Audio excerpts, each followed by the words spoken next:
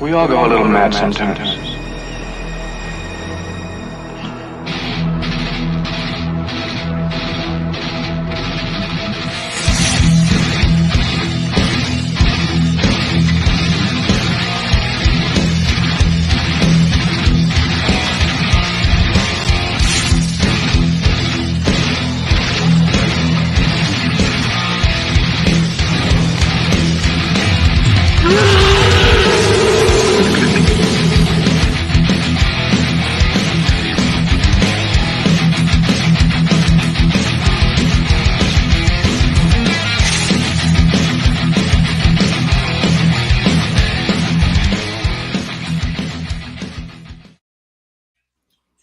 Hey, horror fans. Once again, it is me, the Horror Miser Monty G. Yes, it is time to do another Horror Hangout live stream. It's probably one of my favorite streams that we do because it's the end of the year. And guess what?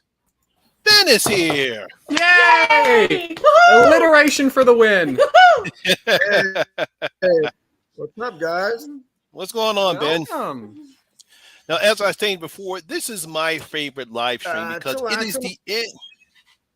It is the end of the year, and we get to talk about what is I consider the best and worst horror movies of the year.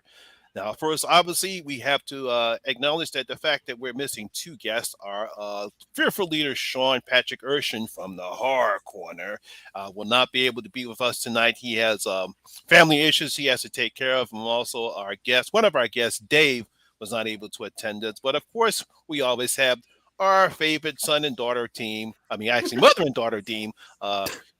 Jen and Christian from Jen's Reviews from the Grave. Sorry about that. That's fine. And of course, my partner from the Night and the Deadly Venoms, our good friend Ben from Cadaver Club. Yay! Welcome. Come into our lair. Come play with us. Indeed.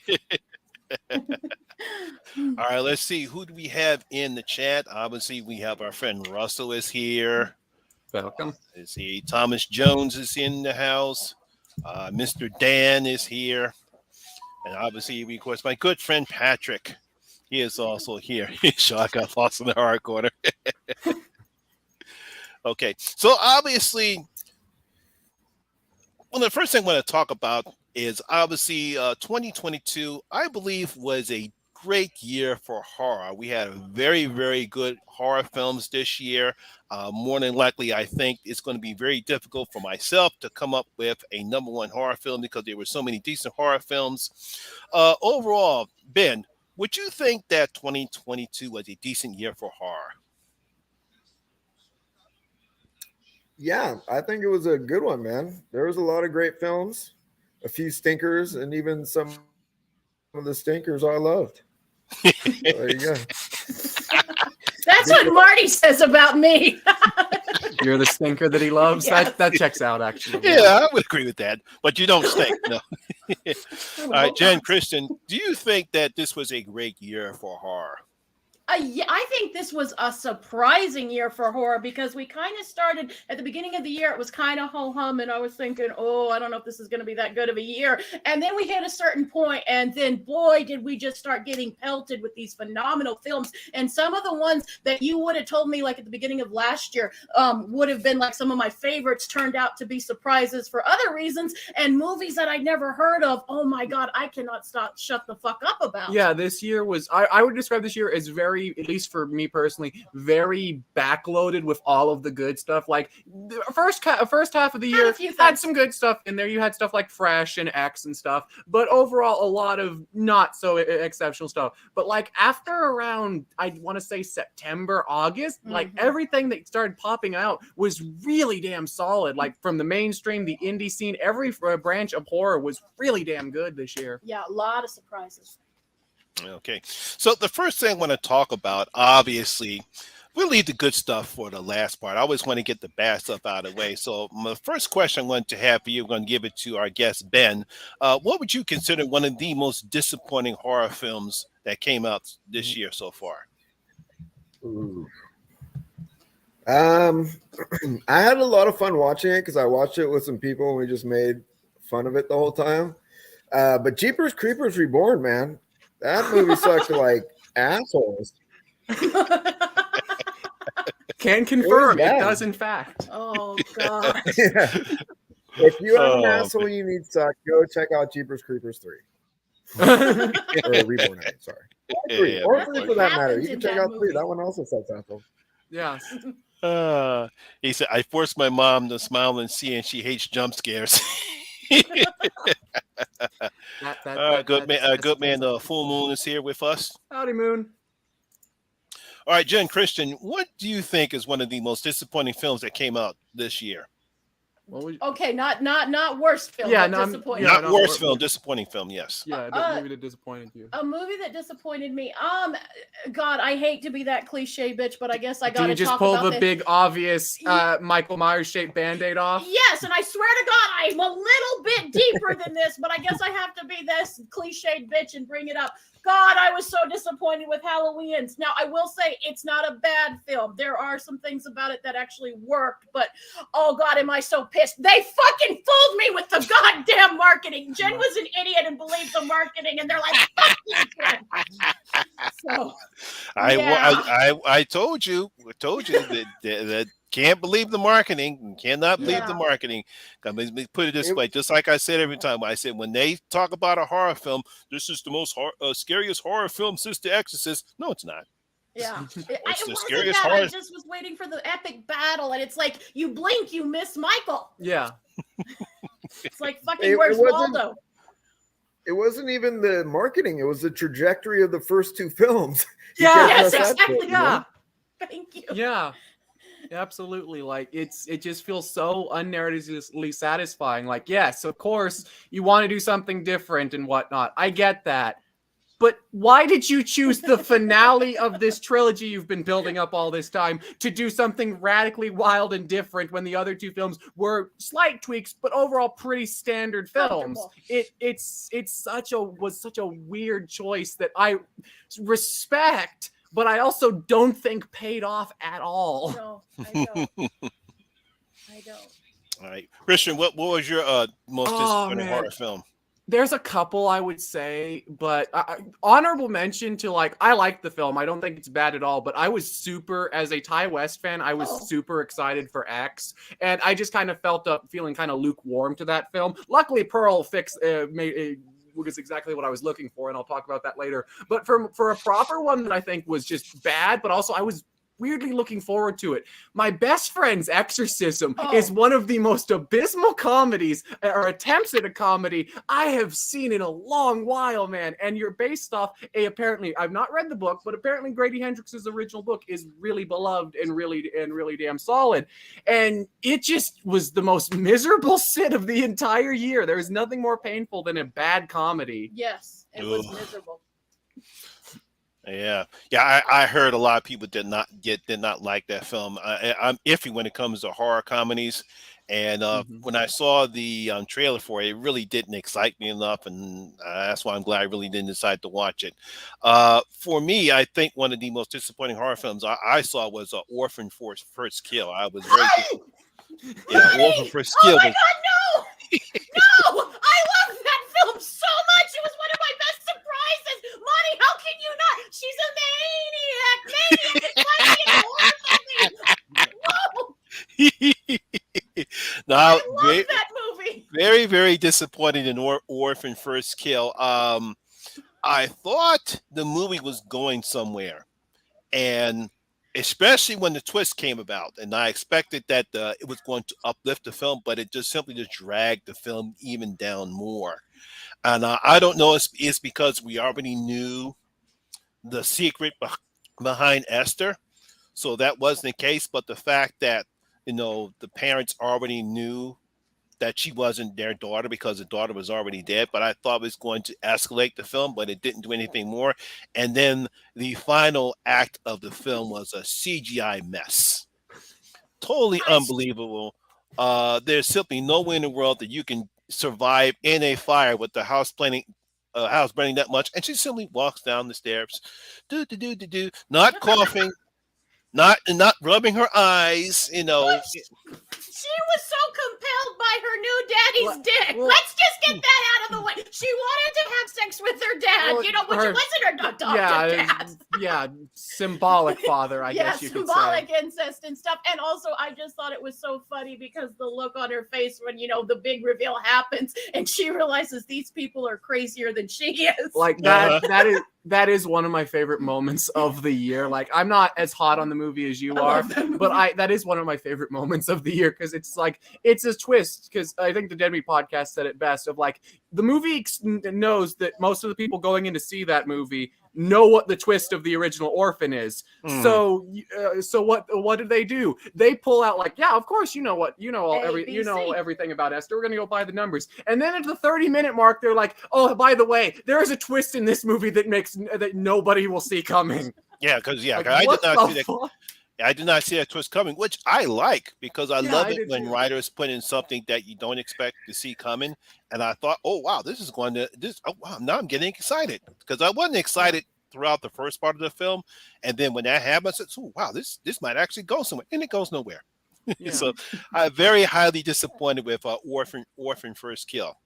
Blasphemy. Yeah, because I kind of expected her to try to use the same manipulation that she did in the first one, how well she did it with her, Vera Farmiga's character and how she did with the rest of the family. I expected to see that, and I got none of that.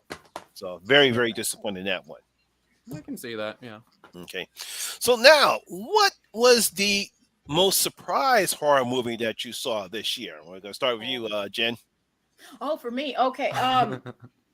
God, there was a couple really surprised. I won't talk about I'll talk about this one in another part, but I guess one of the biggest surprises I just knew a little bit about the film going into it. I knew Bill Skarsgård was in it, but fucking Barbarian. Oh my God, I loved it.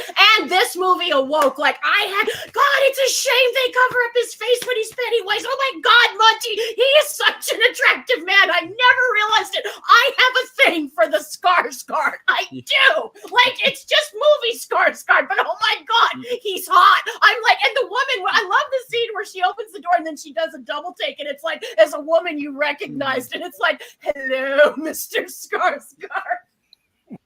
I don't care. Also, just like the rest of that fucking movie. Oh, yeah, that too. Like, just that movie is surprise after surprise. Yes. Like that is a roller coaster of a film that you do not see where it's going, and it's such a joy. God, another great moment is when we just cut over to Justin Long and we just follow him for like 20 minutes of the movie with now, a tape measure. with no understanding as to what the fuck he has to do with that first half of the movie. It's so good, and then Richard Brake's section. It's that movie is just full of surprises. Yeah, it was. Yeah. What was your surprise horror movie of this year, Christian? There was a lot that I was really pleasantly surprised by, but actually one I'll talk about actually, and I was optimistic about it just because, like, okay, I like the setting where it's cool to see this. Maybe this franchise will finally have another good movie because it's been so long. But Prey surprised me with how much I really liked it. Like, that movie was such a pleasant surprise because I haven't liked a Predator film since Predator 2. And Prey was a fresh and unique version of the franchise while still feeling exactly like those original movies. It does it so well.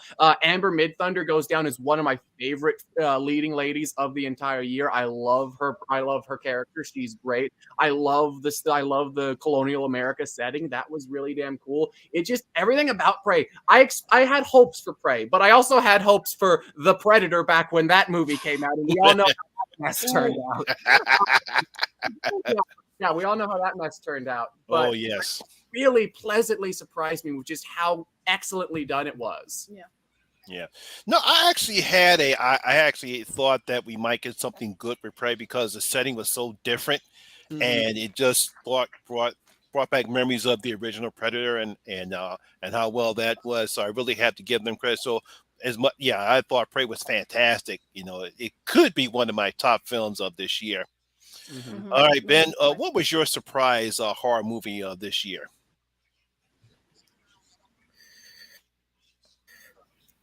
I mean, I guess surprise is a little hard to define because I would say Barbarian was the one I went into thinking it was going to be one thing and it ended up being something else.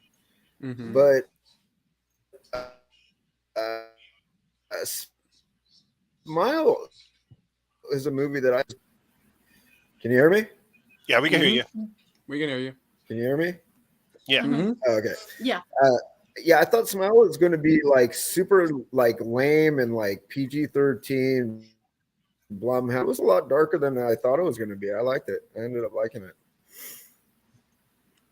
We still haven't seen it. Yeah, we still need to check out Smell. That's still in our to watch. No, it's still in our to watch pile. We were busy. We still haven't watched this yet. Yeah, we haven't seen Nope either. There's a couple on the back burner we need to see before the end of the year. Yeah. Yeah, Smile was definitely a very surprise to me. I didn't think it was going to be that good. I won't talk that much about it, just so that way I won't get your preparation of it high up. But that was definitely the surprise hit of the year. And very, very good, very good. What's her name? Susan Bacon? Yeah, Kevin Bacon's daughter. Kevin Bacon's daughter. She really does a fantastic job and as a lead actress in this one. So Smile was definitely the surprise horror hit for me because I was just like you, Ben. I really didn't think of that much about it. I saw the trailer. I says, "Oh man, it's gonna be one of these poor PG-13 horror movies, but very, very effective horror movie. Really did enjoy that movie." It was a good movie, and it was like way darker than I thought it was going to be. Like, I thought it was going to be all teeny bopper and shit, you know, like. I know, because when I thought it had like it's a dread going throughout the whole film. Because I'm glad that they decided to actually use the actors' real smiles and not that CGI crap that we saw. What was that movie? Truth or Dare? Truth or Dare, yeah. With those CGI fake smiles that they put on Truth or Dare. That's it. Every single time we were watched a movie and that trailer came up for Smile, all I could think of was Truth or Dare. That's why we didn't check it out. Actually, it was because I said, thought, wow, they finally realized, look, why don't you use the people's real smiles and not that fake CGI crap? Because it did not look good at all. All right, so another aspect of what I actually thought we could talk about is a horror movie that everyone didn't like, but you liked. Okay. All right, Ben. Well, I would say probably everyone in this little chat area hated Texas Chainsaw Massacre 2022. But I liked it. I mean, there was a chainsaw, there was a massacre. And like, what more the fuck do you want? I can't. It was more brutal. I can't argue with. I thought Netflix was going to be. So I ended up enjoying that one. I can see why there was that movie. There were some things about it where it kind of almost worked, but then it didn't. It didn't work. It didn't work. And I still remember because I watched it by myself. You were gone. Yeah. And then I watched it with the Trash Picture Show. And I remember this, and I'll never forget this. I don't know why it sticks in my head, but there's a scene where they have the chainsaw and he cuts through a metal pipe. And I don't know anything about this sort of stuff. And I was like, Marty, the chainsaw wouldn't cut through a pipe. We don't have time for that now, Jen. There's so many more problems with this movie. Oh, God. That was a trip of an experience because like I watched that movie 3 times on release day because I had nothing else to do. So I watched it in the morning when it dropped, and then I watched it again in the evening twice. And then and then I watched it again, but right before we did our review for it. So like that's a movie I've seen a lot, and there's so many elements of that film that I do like. Like it has some of the best kills and gore and practical gore effects of the entire year, but like. I will never get over. Like, I think the single worst moment in horror this year from any movie was literally throwing Sally Hardesty into the trash. Like, and that's how we kill her off. Like, that really bothered me as somebody who views her as like the original first final girl, and we're just throwing her legacy literally into the garbage. Yeah, my whole problem with that film is I didn't like any of the characters. That was the main problem for me. They really didn't have any type of character that you're supposed to pull for. Like they say, really did not a good job in exploring the characters. I think if they would have done a better job, must have switched cameras. Yeah, that better, Ben? Yeah, man. my fucking browser was acting all sorts of fucked up. There was like a weird pause, and Yeah. Now I'm on my phone. Okay. Very cool. Yeah. So, like I was saying before, none of the characters were any likable. They tried to make you sympathize with the sister that got caught in that school shooting, but they really don't do a good job with that one. Then, of course, she winds up getting killed. At the end, and her sister's driving away in the Uber. That fucking ending. That ending is the most goofy moment in the entire Chainsaw franchise, and I'm including part 4 in 3D. That, like, her just screaming as the self-driving car just is slowly going away is the single most ridiculous moment in this franchise. I thought it was a nice modern callback to the original film. I see, that's the thing. Like, I'm with you. In theory, I like it as a callback, but in execution, I'm just like, what the fuck? And then they kill off the one guy that was kind of interesting that you thought was just going to be this racist redneck, and he turned to be a little bit more depth. But he doesn't get enough development. He gets killed before. His death is great. His death's probably my favorite moment of the movie. It's a great kill. The kill's good, but I'm like, I wish we would have kept him around because I think we could have maybe had a stronger story if we had kept him in it. I kind of was like, okay, I'm kind of digging that. And then, boom, but it was a good kill. Yeah. I mean, to be honest, like, the franchise is so sort of like up.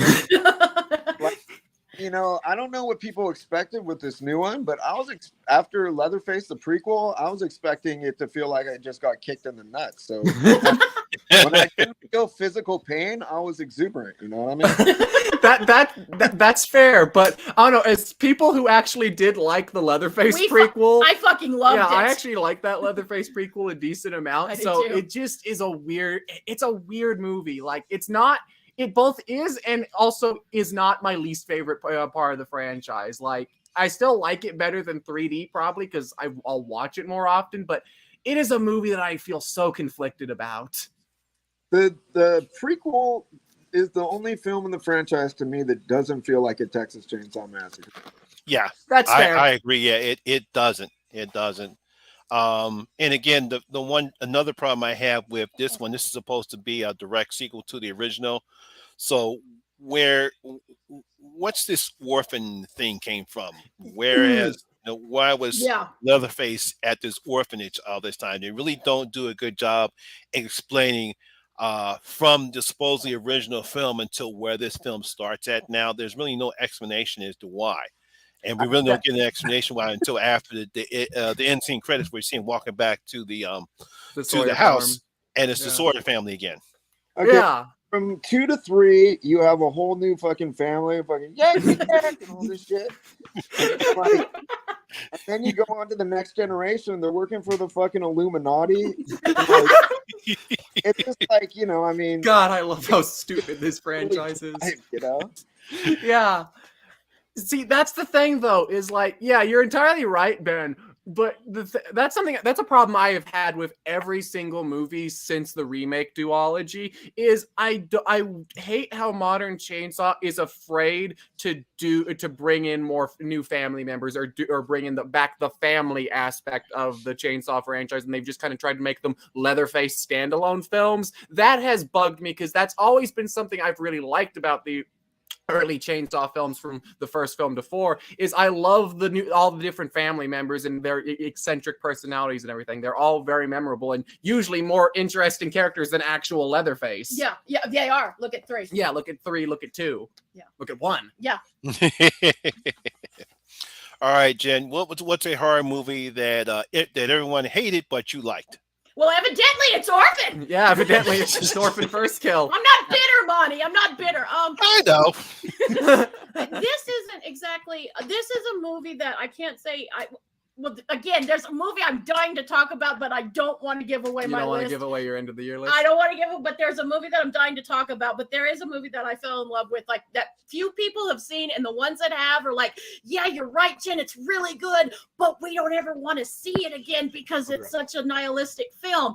But one movie I will talk about that I also haven't heard people talking about, and I'm surprised, and it's such an amazing film. Christian and I did it. It's a movie called Soft and Quiet, and literally, you're gonna laugh laugh when I say this if you guys have not seen the film yet, but there is a pie will literally jump scare you, and it actually is very effective. And I know that sounds really stupid, but if you see the movie, that movie is nothing but stupid. Have either one of you guys seen Soft and Quiet? And if you haven't, you should. Yeah, I've seen the trailer from it. It's an interesting premise. I believe it's an all-female cast, if I'm not mistaken. It is. Yeah. It is, and it was all shot in one take, and it's an amazing film. And I don't want to get too much into it because go in blind. Like, don't read on anything, just don't listen to anything. Go in super blind. But how can I explain Soft and Quiet without explaining Soft and Quiet? A pie is scary. I just told them that. A pie is really scary. And we're not being like assholes when we say that. Cherry pie genuinely is one of the most disturbing shots I've seen in a movie in a very long time, is a cherry pie. Yeah. Now you guys piqued my interest, because at first the most gross scene I ever saw was chicken nuggets from Cooties. Yes.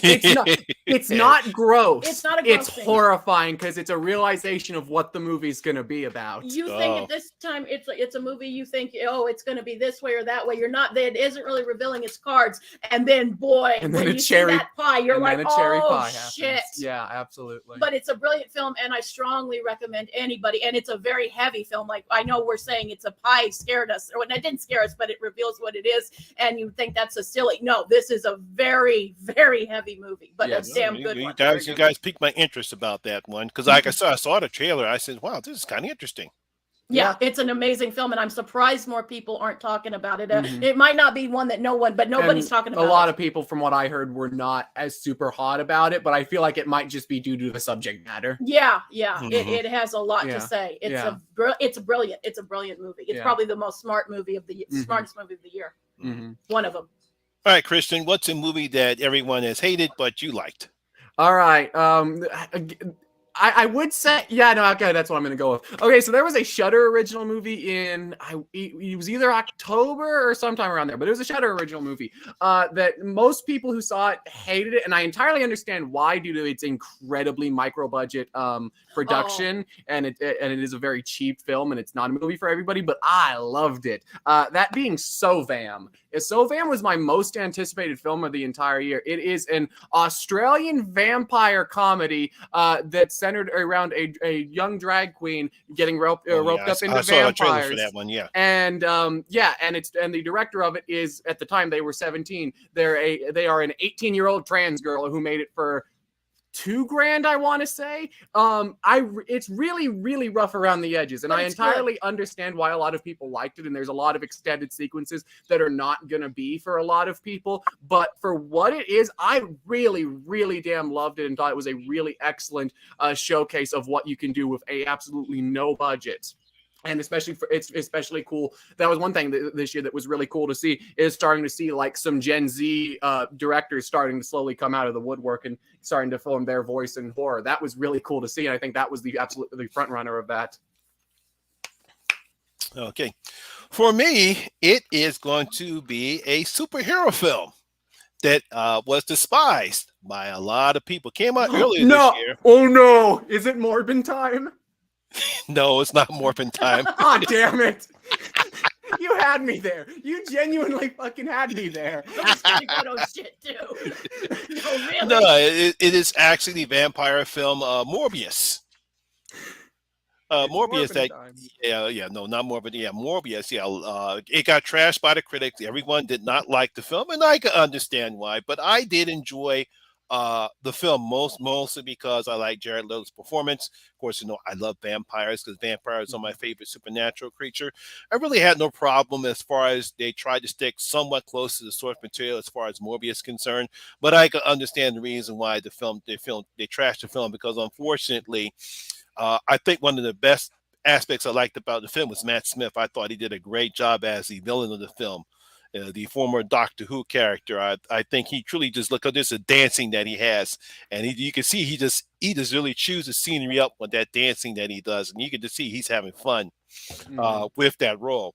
Just unfortunately, the third act is almost as worse as the first Venom was, and that CGI fight where the Venom and Riot looked like a bunch of string spaghettis. all mixed up together. That's the problem with the third act. It looks like Morbius, Jared Leto, and Matt Smith look like they're fighting in a bunch of spaghetti mess, and you can't see what the hell was going on. So they really did a bad job with the CGI. But I still enjoyed the film, even though I know everyone else didn't like it and hated it, and considered it one of the worst of the Spider-Man universe pictures and one of the worst MCU pictures when it comes to that one. But can't make everyone happy. Morbius. I need to see that still because, oh God, that just looks like such a movie.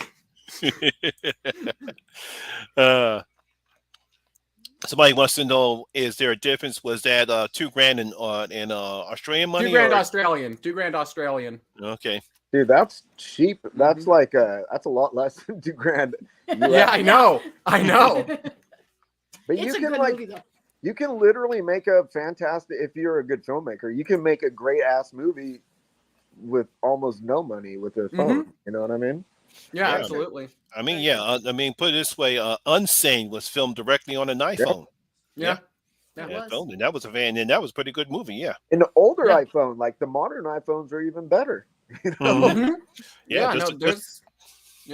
Just imagine they take the new iPhone and film that one. That was a decent movie.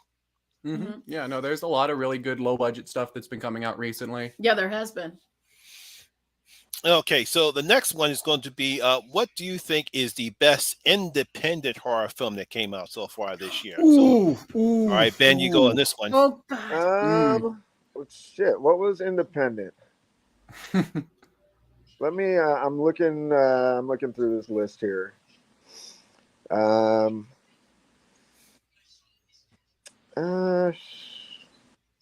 don't really know which maybe like Deadstream. That was a good one. Deadstream was great. Deadstream was great. Really loved that one. That was fun. Small That was budget. fun. I'm gonna say independent. I don't think a big studio backed that one. No, it did not. No, it did not. No. But that was a super fun movie, man. Yeah, it was done by a husband and wife team. I actually talked to him on Twitter. He had talked about this film, and he also did a segment on VHS. Was it 99? Yeah, 99. He did a segment on that one. That was pretty good too. I like that. That was my favorite segment. That was my favorite segment of them. Yeah. But Deadstream, that was fantastic. Yeah. So I talked to him about that, and I talked to him about what a great job he and his wife did with Deadstream. Yeah, definitely evil vibe moments in that movie. Probably one of the better found footage films, or I would say found footage computer screen horror films that I've seen so far this year. But I have a better one than Deadstream. So go on ahead. I know. Them's fighting words, Miser. Them's fighting words. God damn it. All right, Christian. What do you think is the best independent horror film? Oh man, there's a lot. There's a lot. Indie horror is where my heart lies. Truly, like there was this year really surprised me of how good the studio output was. But I think y'all know I love the indie horror scene. So most of my top 10 this year are a lot of indie films. But what's one I'll mention?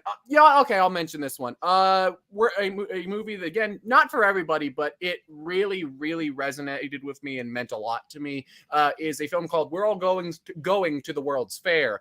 It is a very slow art house drama horror film about a young teenage girl getting basically absorbed into the internet.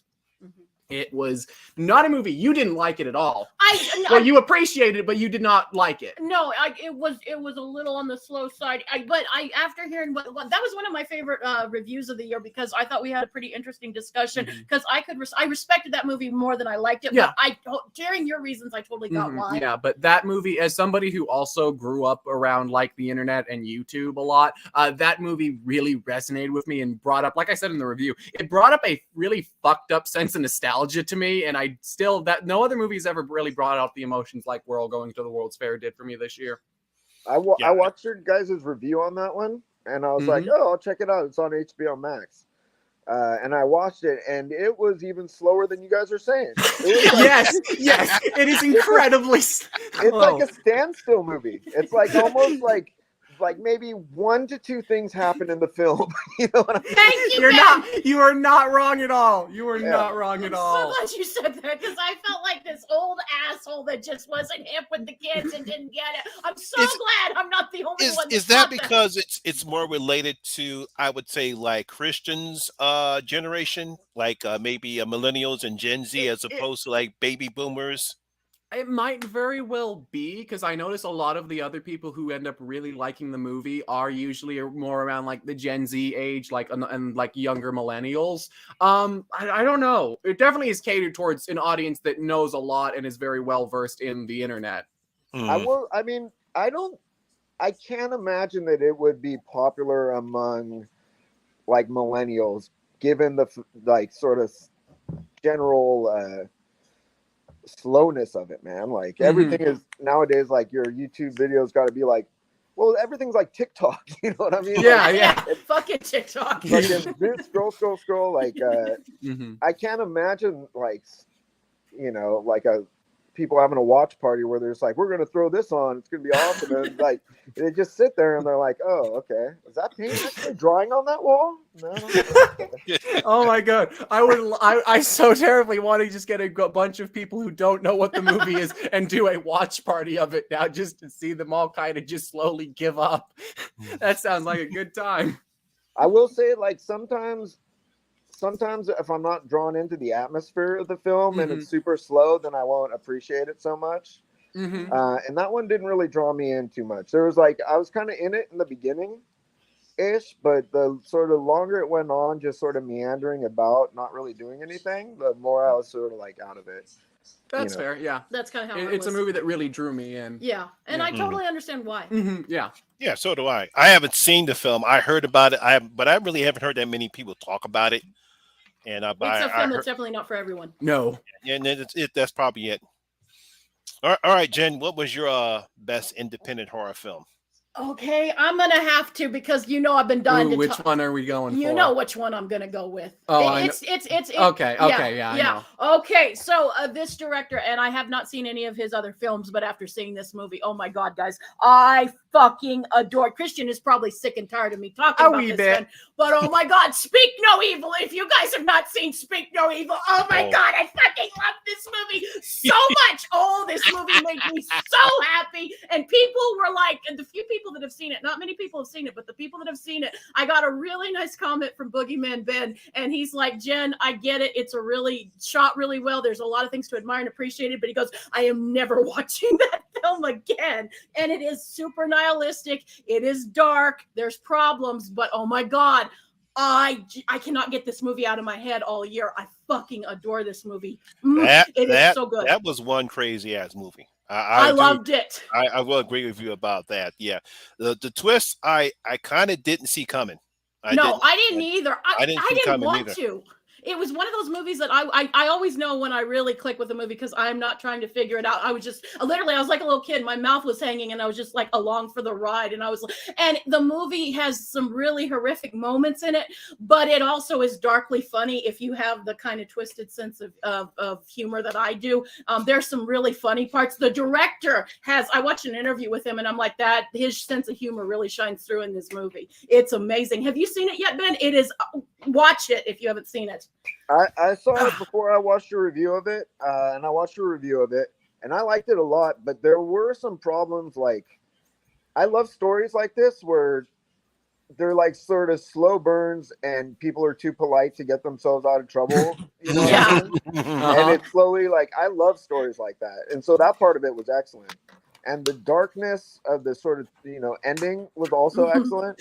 But I won't spoil anything for anyone who hasn't seen it, but like, there's a few characters who act in a way that I felt was not realistic. You know what I mean?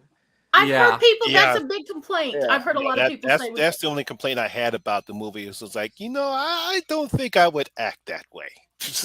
Yeah. I think that we brought up a cultural difference because it's and I can just call a little bit of a cultural difference, and also just like I think it's the movie what it's talking about, like, you know, being overly polite and all that stuff. I think it kind of goes to an absolute detriment to that point. Like up until that point, it's you believe it, but at a certain point, you're like, okay, there's somebody who's just trying to be polite, and then there's somebody who's being an idiot. Yeah. They were being an idiot by the end. Some people are, though. That's the genius. That's also film. true. You're not wrong. Yeah. I mean, like by the real end, though, like by the serious end of it, like, yeah. When you find out that it's called "Speak No Evil" for a certain reason. Oh yeah. But it kind of. Yeah, go ahead, Ben. Even after we, you know, find out sort of the reasons why the title exists, like the sort of like I guess resolution of two of the main characters, I'll just say, like that whole the setup to get them where they were was like kind of like I don't think so. That's weird. There's no way anyone would do that shit. And then and then once they're there, and even like I can't spoil it by saying his line, but he says like a line like they're like, why is this happening? And he says a line to them, and then it's just like, you know, it's just like there's no fucking way. The second I find out the reason why the movie is called Speak No Evil, if I'm in that car, people are getting fucked up, and I don't care. Like, I'm not a tough dude, but I will die trying to fuck people up. You know what I mean? In that situation. Ooh, The Leech was another good example of that, actually. You're right, Dan. I saw that yesterday, actually. That was another good example of, like, being way too polite. You mentioned about that. It's another really good example of this type of movie. Mm-hmm. I know people had problems with it, but God damn it, I fucking adored that. You are probably sick of me. Just a wee bit. But I love that movie so much. I cannot get it out of my head. And I think I'm in love with this director. It was good. It could have had a little more incest, though. Am I right, Jen? Yes, exactly. I didn't say that with every one of my films. Well, for me, and literally when I found out the tongue part, like I looked at Chris because when you find out why it's Speak No Evil, I felt so stupid. I'm like, oh, that's why it's called. I know that's what I said. I said, ooh, no, that's what I like. That's clever. Yeah, because I was wondering, wait a minute, why is this movie called Speak? And I said, oh, now I get it. I remember that was one of my favorite moments. I was watching a movie this year. I was sitting on the couch, and I kind of figured it a little bit earlier. Not to humble You're brag, always but smarter. I figured something like that was up, and then when the reveal of that happens, and I turn over and just see you're fucking like, oh, the realization flood over your face was so priceless. The light bulbs are flashing in her head. Your face was glorious at that moment. I love that movie. Well, for me, I actually have two independent horror films that I did enjoy. One was called Fall. Uh-oh. I was not expecting that to be that good. And I really have to give not only the actresses credit for how they perform in the film, but I have to really give the cinematographer credit for making you believe that they really climbed that tall-ass radio tower and giving it the suspension and tension that you need for a film like that. You really felt for the two ladies in that film, and they felt like they were actually going to fall in the fall. So I really give them credit for the cinematography, the performances of the lead actresses. Yeah, it gets a bit cliched in some moments of the film, and they pull off what I thought was something that we saw before in 47 meters down. And done better. And 47, and I thought it was done better. I know what you're talking about. But I thought it was very, very good film. I was very, very surprised at how well that is. And another film was House of Darkness. I still need to see that. Yeah, that was very good. Obviously, I might be getting his name. Oh, darn. And he was in Barbarian. I can't remember. Justin Long. Justin Long, yeah. Justin Long and his girlfriend, Kate Hudson, they both have starring roles in this film. Very, very gothic. Love the setting. Love the performances between the two and how they go back and forth. And, of course, the surprise at the end. But he really does a good job playing a real douchebag in both Barbarians and House of Darkness. Oh, Justin Long. This was just a year. Like, it was a year for Mia Goth and the year of Justin Long. I think those are the two standouts of the year, pretty much. Mia Goth was pretty great. Oh God, Mia Goth. Oh boy. Boy, it's a shame too because she deserves an Oscar nomination She for does. what she does in Pearl, and unfortunately, we all know the Academy for some reason hates horror films. She You might know. get a nomination for Pearl. I would love Be to see it, surprised. but I I'm wouldn't be not holding surprised. my breath. I Yeah, would love I'm to not see it, holding though, my even breath too because seriously. if they wouldn't give Toni Collette a nod for Hereditary, I really can't see them doing it for Pearl. But she definitely deserves a nod. It was a great film. Yes. Okay. All right. Let's go on ahead. Let's talk about horror movies that had the best gore effects. Ooh. Gore Ooh. effects. Oh, I know. And I got a feeling that we might all choose the same, but go on ahead, Jen. The Sadness. I fucking love The Sadness. Oh my God, that's such a fun movie. When he has, when he has his dick in the eyeball Hey, juice, I said gore effects. oh my God, it was such a treat. And I was just like, wee, this is so much fun. Yay. And oh my God, I just was having a blast. That was the other one. Orphan and The Sadness were my two feel-good movies of the year. What about you, Christian? Oh man, there was a lot of really good gore effects. Honestly, honorable mention to Texas Chainsaw. That the effects in that were really excellent. Except the bus. Yeah, the bus scene was a little too CG heavy for me, but overall the effects were that and really good. The Sadness, of course, is The Sadness. It's so good. But surprise, surprise, I guess I'll mention one that probably, if not The Sadness, everyone else will mention. Terrifier 2 was outstanding in its gore effects. Like its effects work was phenomenal overall. Like big step up from the first film. Like even though I still think the hacksaw scene from the first film is still the crowning achievement of that entire franchise, like this movie does come close at several points, from the bleach and salt to the dude getting his dick cut off to just various, the tip one as I call it, just various ones to the entirety of that bloody ass climax in the warehouse. Like everything about that, the old clown cafe thing where Art just is mowing people down with a Tommy gun. Whee! Like there's a lot of really, really great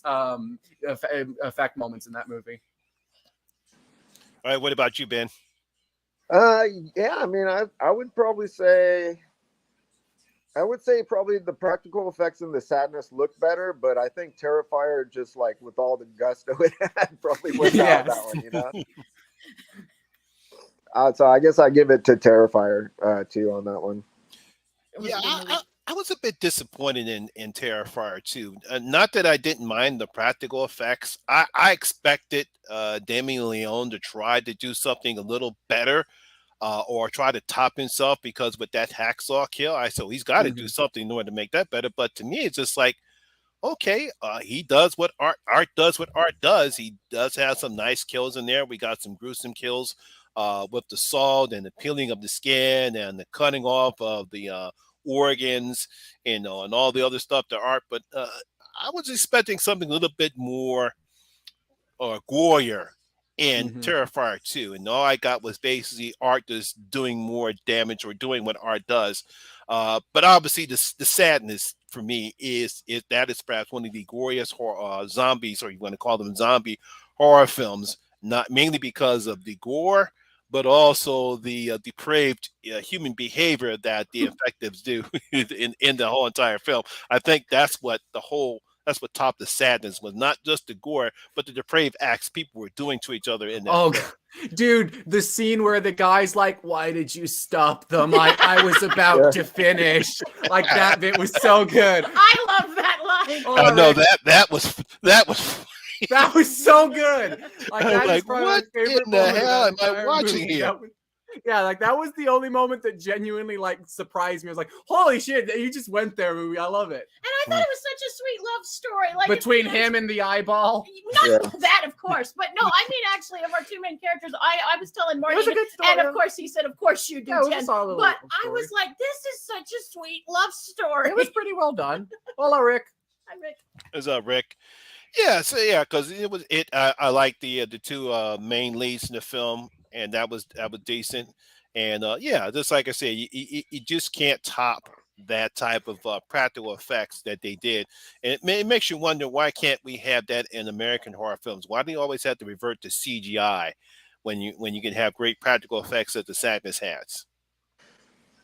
I mean, there was CGI effects too, I'm sure, right? I mean, Yeah, it was. But it was done really well. It's like with anyone, like Prey, there's a lot of CG as well, but there's at the core, that is a practical suit that they made up. You know, it just goes back to the old thing of, you know, practical will always look better. No matter how good CG gets, the eye can always tell that it's CG and it's not real. Yeah, CG should be just a lightly spiced thing, just occasionally when you can't do it with anything else.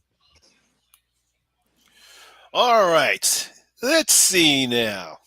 Now, obviously, we had some very good horror films. What would you consider that should have been great, but it was only good?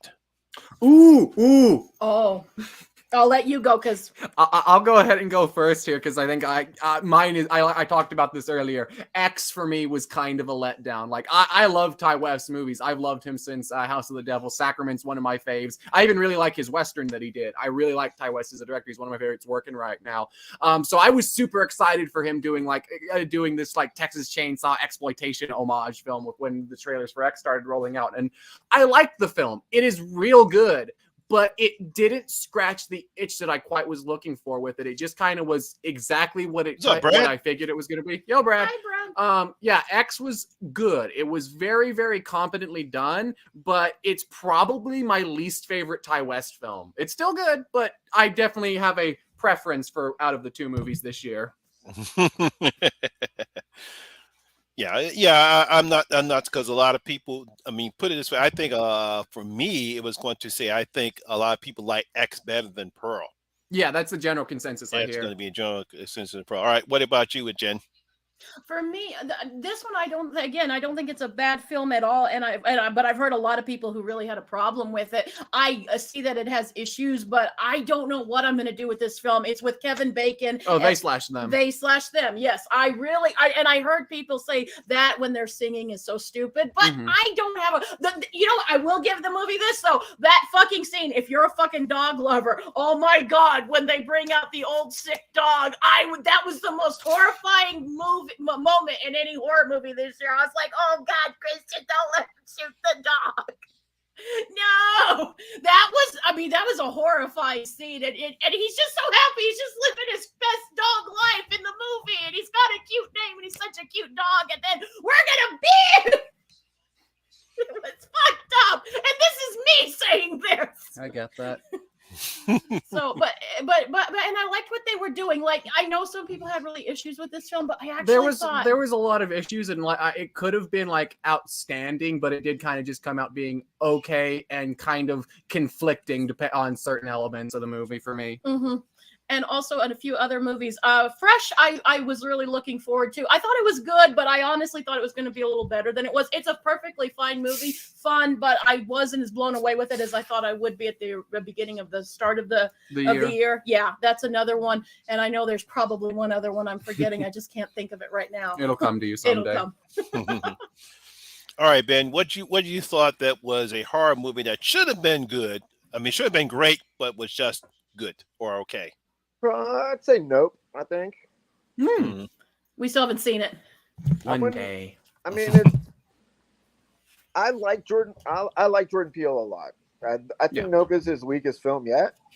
And the setup was really pretty intriguing. But overall, like at the end of the film, I just felt a little flat on it. You know, it was a good film. It was well made.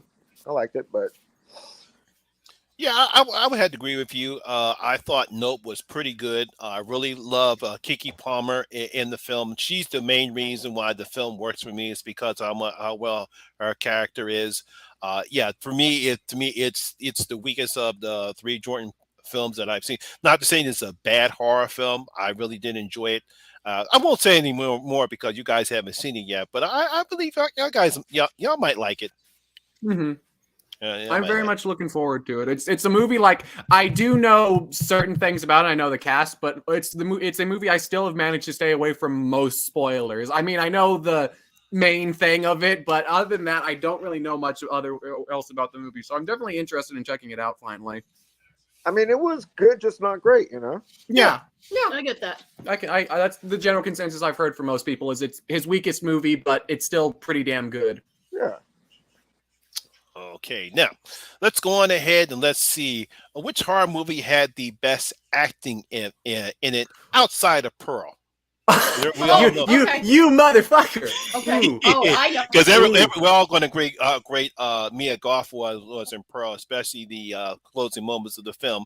So we're going to obviously go on ahead and extract that. But let's see, we got anything else that had good acting outside of Pearl?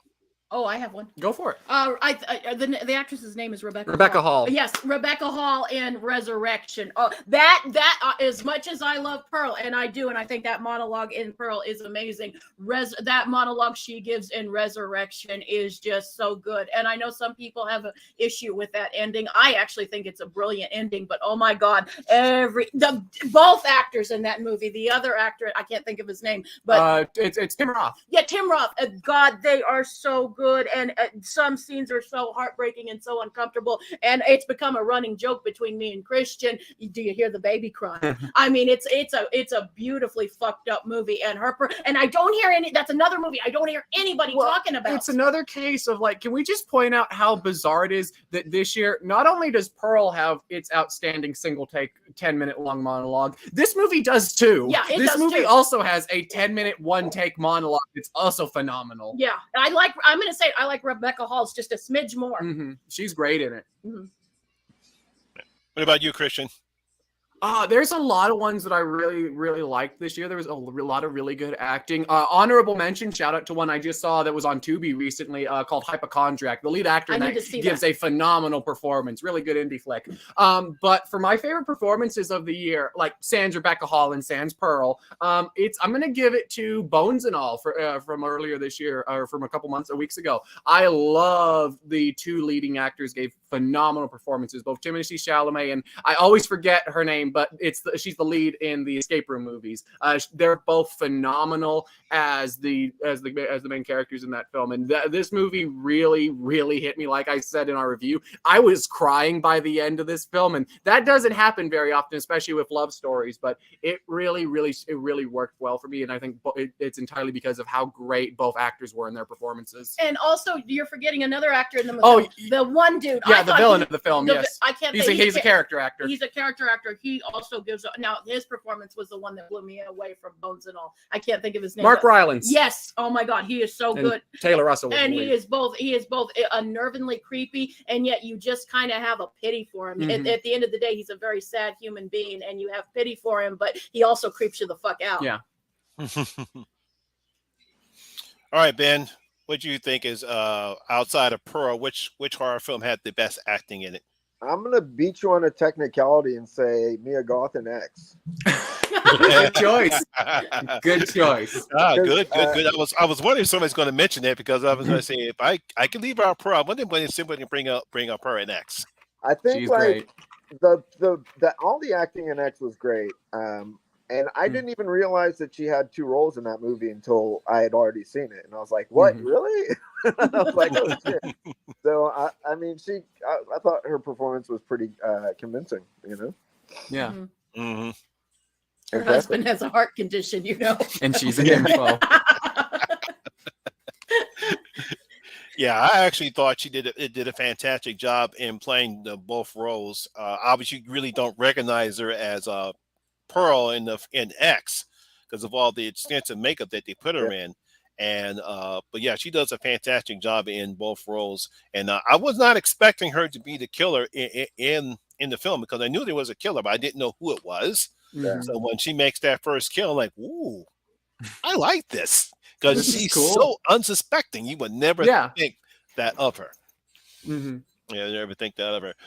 For me, one of the best performances I saw was Georgiana Campbell in Barbarian. I thought she was fantastic, fantastic in that.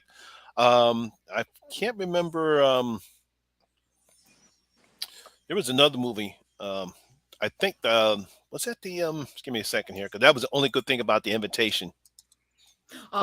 We still need to watch that one too. Yeah, we got a backlog. Yeah, so we've heard. Yeah. We're not quite as excited to see that one as we are with Milk or Smile. Natalie Amuel, who is in the Fast and the Furious scenes. She's the only good thing about that particular film. The Invitation. Highly disappointed in that one, but I'll leave that one How bad? in my my discussion later.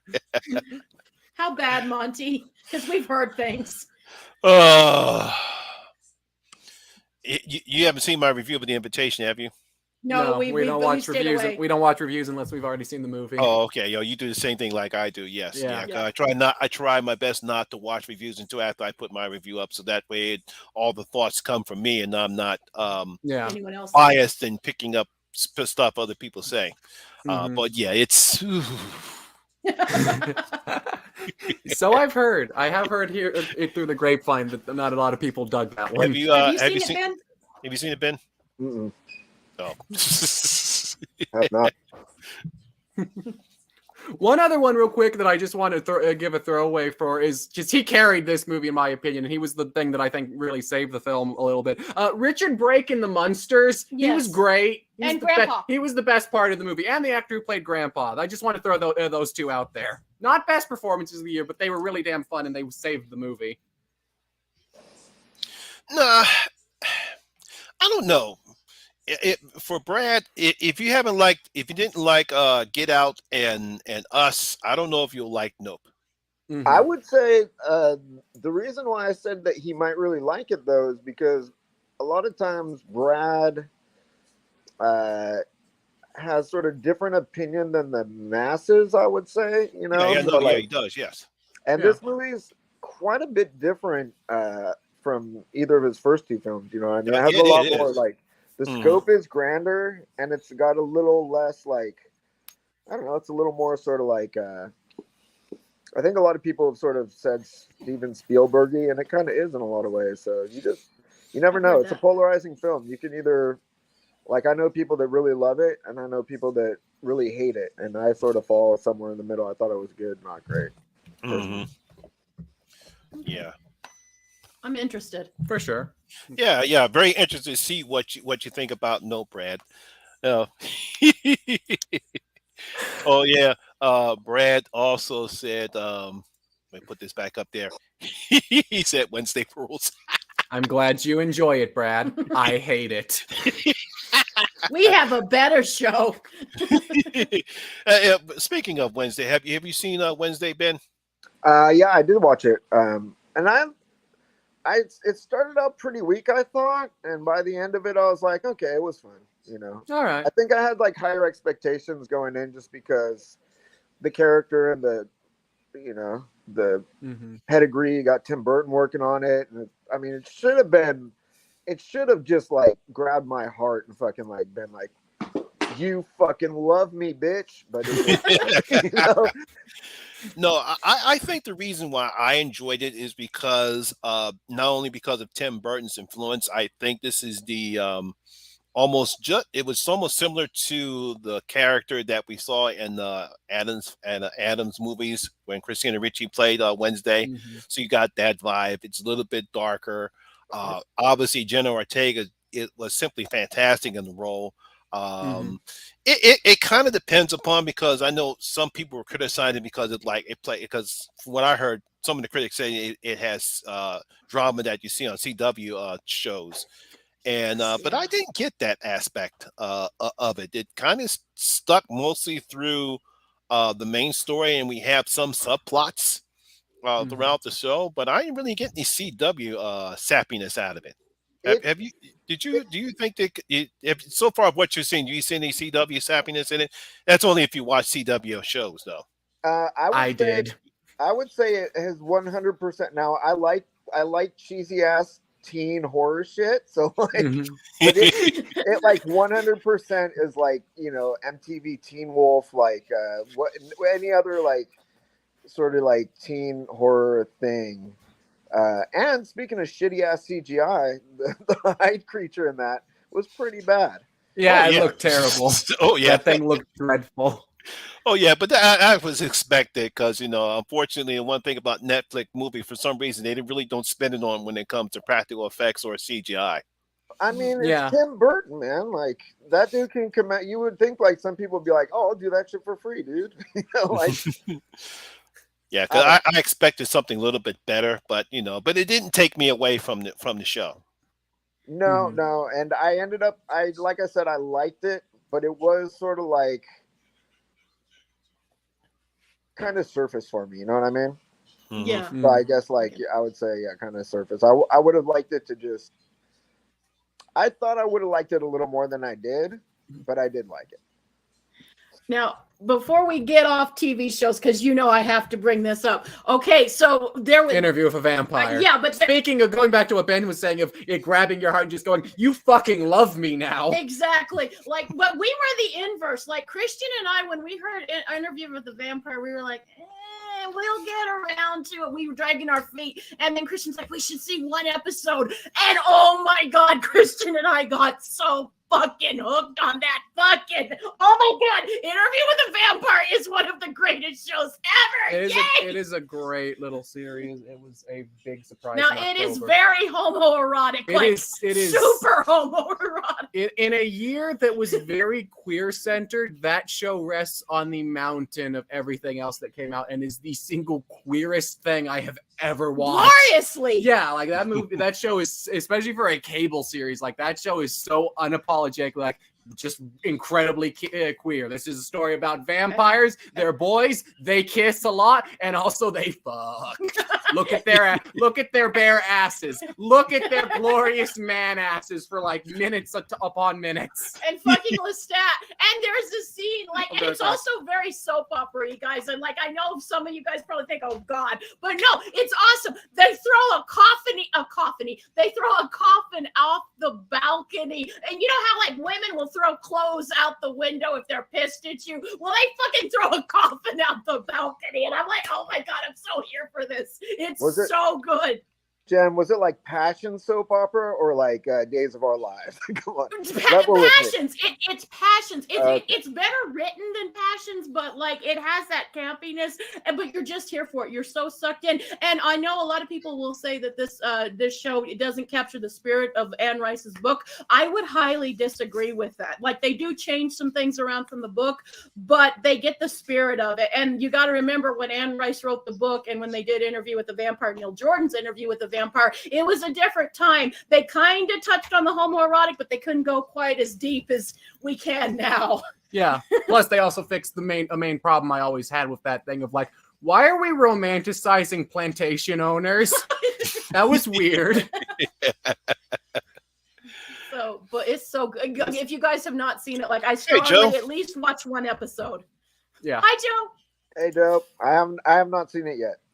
You should. Very good. Ben, like I was like, oh, I don't know about this, and oh my God, now Marty doesn't like it. Marty has a few issues with it, but like, oh my God, it's so good. It's very good. It's a good year for horror TV. Yeah, it is. Did Marty read the book? Yeah, Marty's read the whole. Yeah, he's read. Okay, it could be the reason why, because I know because I haven't read the book. I just know some. I know some aspects of it, and I know the movie didn't play in because I know the book doesn't refer to Lestat and Louis as actual lovers. There are some references that they were, but they never actually. She never stated the fact that they were actually lovers, and the movie doesn't. It was subtext. Yeah, it was very heavy subtext, and that's the reason why the movie doesn't play into that with Tom Cruise and Brad Pitt. But for some reason, they decided to go on ahead and make them actual lovers.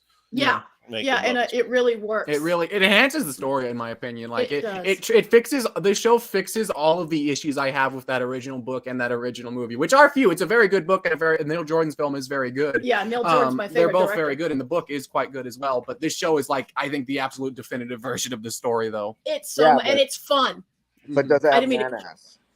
Yes. Oh my God. So much man ass. Man ass for days. Yeah. And there's also a kid. Yeah, there's other stuff, but man ass is the main priority. Yeah. Yeah. So if put it this way, if you don't have a problem looking at men's butts, then you'll have no problem watching Interview with a Vampire. Yes. Now, Monty, it's not. Don't just say it, men's butts. Chiseled, very chiseled men's butts, like Adonis. Adonis. Yeah, you just want to go and grab it and squeeze and say, calm down, Jen. Down, girl. Down. Sorry about that, Ben. We always have to tell Jen to calm down. So get the spray bottle there, Sparky. That's what Marty says. See, he needs to be here to go. God damn it, Jen. Oh, God damn it, Jen. God damn it, Jen. Oh, damn it, Jen. You're going to be the death of me, woman. Yeah. I'm fun. All right, though. so I've been holding this back, but we got to talk about it. As much as we love good horror movies, we always got the stinkers, the rotters, the horror movies that just, ooh, God, just leave a bad taste in your mouth. Obviously, I'm pretty sure most everyone will probably admit it, but we're still going anyway. What do you think was the worst horror picture that came out so far this year? Go ahead, Ben. Worst one. I gotta go. Probably with Jeepers Creepers Reborn. To be honest with you, I get that. It wasn't good. No, it was not very good. Like, it wasn't the most disappointing movie, because like I saw Jeepers Creepers 3, so I was like, okay, but like, it was like as far as filmmaking goes, like it was pretty bad. yeah. I had fun watching it because I was watching it with fun people, but Yeah, I think that's why I I'm more onto it than most actually too, since we watched it all with Marty. I think that if you sat down with a bunch of people and you're looking how bad this film is, all you can do is just rip it to shreds and have a good laugh. Yeah, exactly. Yes. It was an interesting one. Yes. Yeah. No. Oh God, pray the devil. I'm begrudgingly still need to see that, but I don't wanna. Neither. Oh boy, I haven't heard good things about this. I actually want to see this one, but I didn't get a chance to see it yet. I think you're lucky. From what I've heard, you're lucky. I think we're all lucky. All right, Christian, what do you think was the worst horror film of 2020? I mean, are we gonna save it? No, I think because we've talked about it so much. All right. Okay, so for both of us, the worst horror film of this year and the worst film we have ever reviewed for the channel, and my second most hated film of all time, right behind the remake of Martyrs, is Dash Cam. Dash Fuck Cam. that movie. Dash Oh Cam. yeah. I hate Dash Cam so much. Fuck that movie. Fuck it in its asshole. Fuck it till it bleeds. That With no lube. That movie was the most painful, wretched experience I have had with a movie since the Martyrs remake. Wait, we stopped it like 3 times because I kept saying I can't take anymore. That movie, that is the longest hour and 20-minute long movie I have ever seen. It felt like I was watching it felt like I could watch the entire Lord of the Rings trilogy extended edition in the amount of time it felt like that movie took. And before anyone says like, oh, it's because you didn't. No, we don't have a problem with unlikable characters. It wasn't because it was just because there was nothing about her besides her being unlikable. There was nothing about that goddamn character. Her entire character is she's annoying and unlikable, but she never gets any sort of comeuppance or fucking thing goes against her for being that way. Mm-hmm. And it's just she's unbearable to sit with. Yes, she is. And also there's the story, there's no story. There's no fucking story in this movie, and I was trying to find something. And once we get into any form of actual narrative in like the last 5 or 10 minutes of the movie, it's shot so shakily and just everything, you can't tell at all what's going on. Like when we get to that last 5 minutes, I genuinely still can't tell you what the fuck happens there just because of how badly it's shot. And like even for a found footage film, which I like found footage films, and I can get past some shaky cam, but this movie is the most egregious case of shaky cam I have ever seen. It's horrible.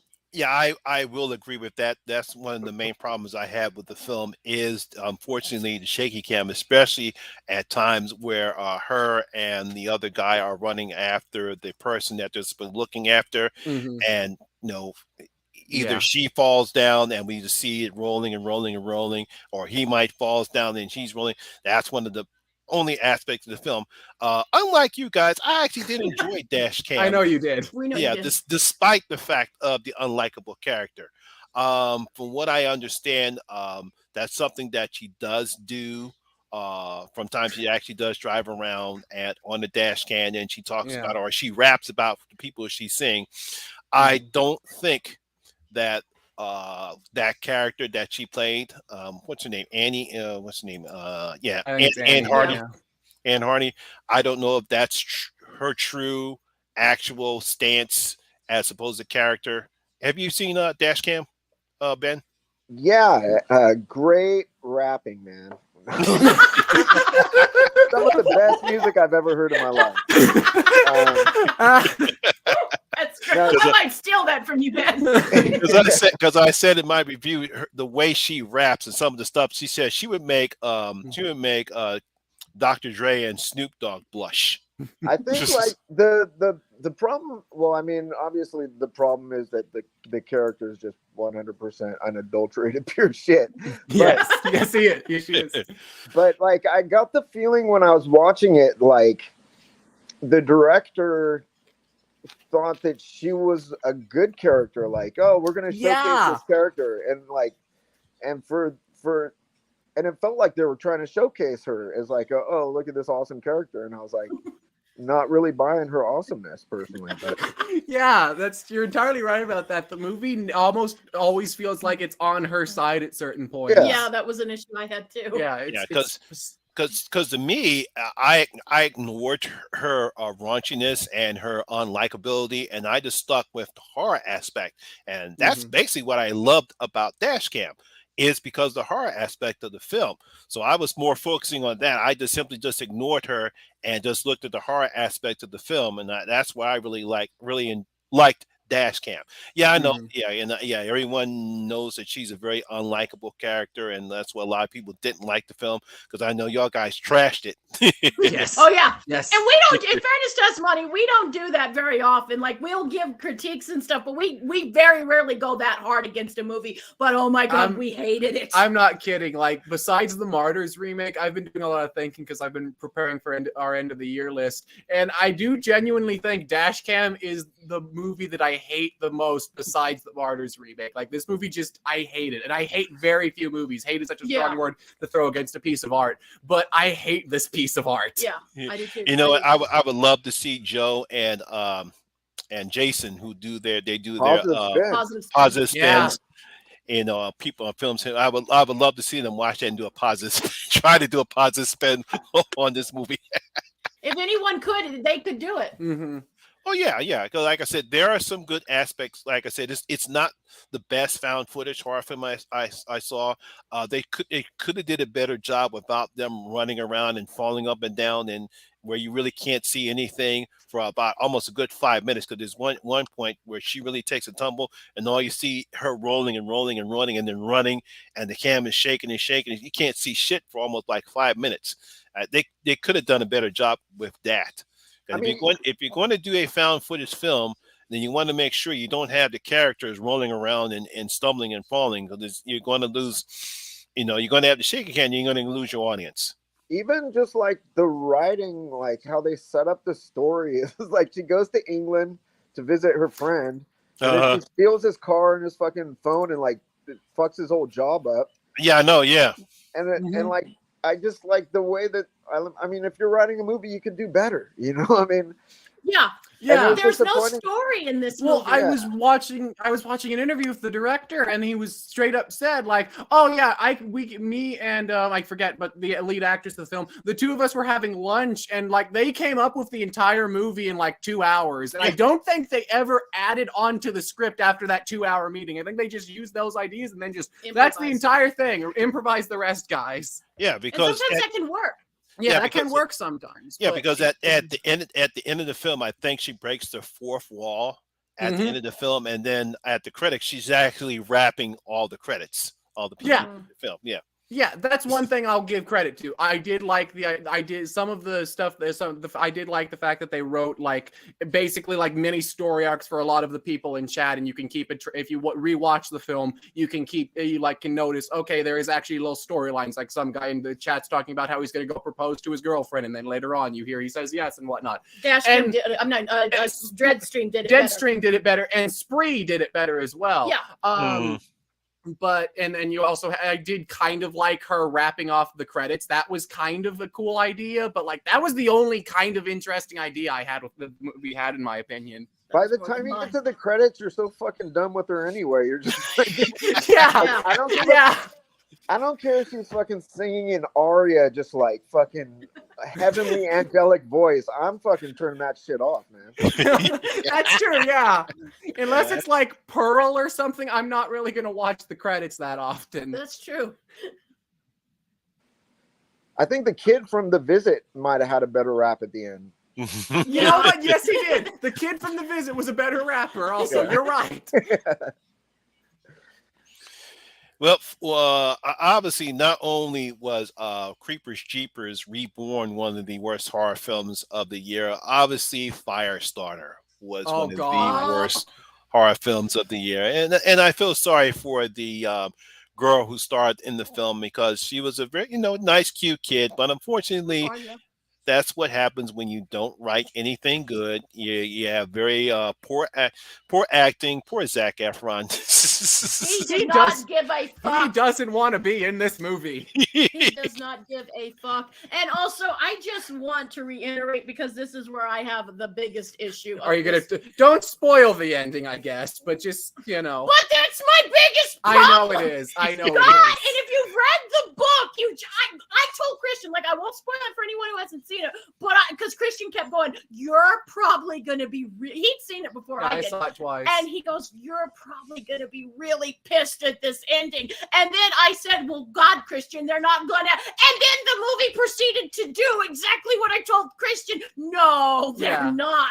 Two characters do a complete 180 from how they were the rest of the movie. And see, I really like the book, and I actually like the original movie. The original Andy, I thought played a really good father. Like, I really thought he portrayed the Andy in the book, and I really liked it. But oh my God, that ending was so like the movie's just bad. It's so bad, and it takes a shit on the novel, but then that fucking ending just came, and oh my God, I was angry. Worst ending of the year? God, I hate that ending. That ending just makes my blood pressure rise. Like, sans the ending, and sans the character assassination due to this character with the ending.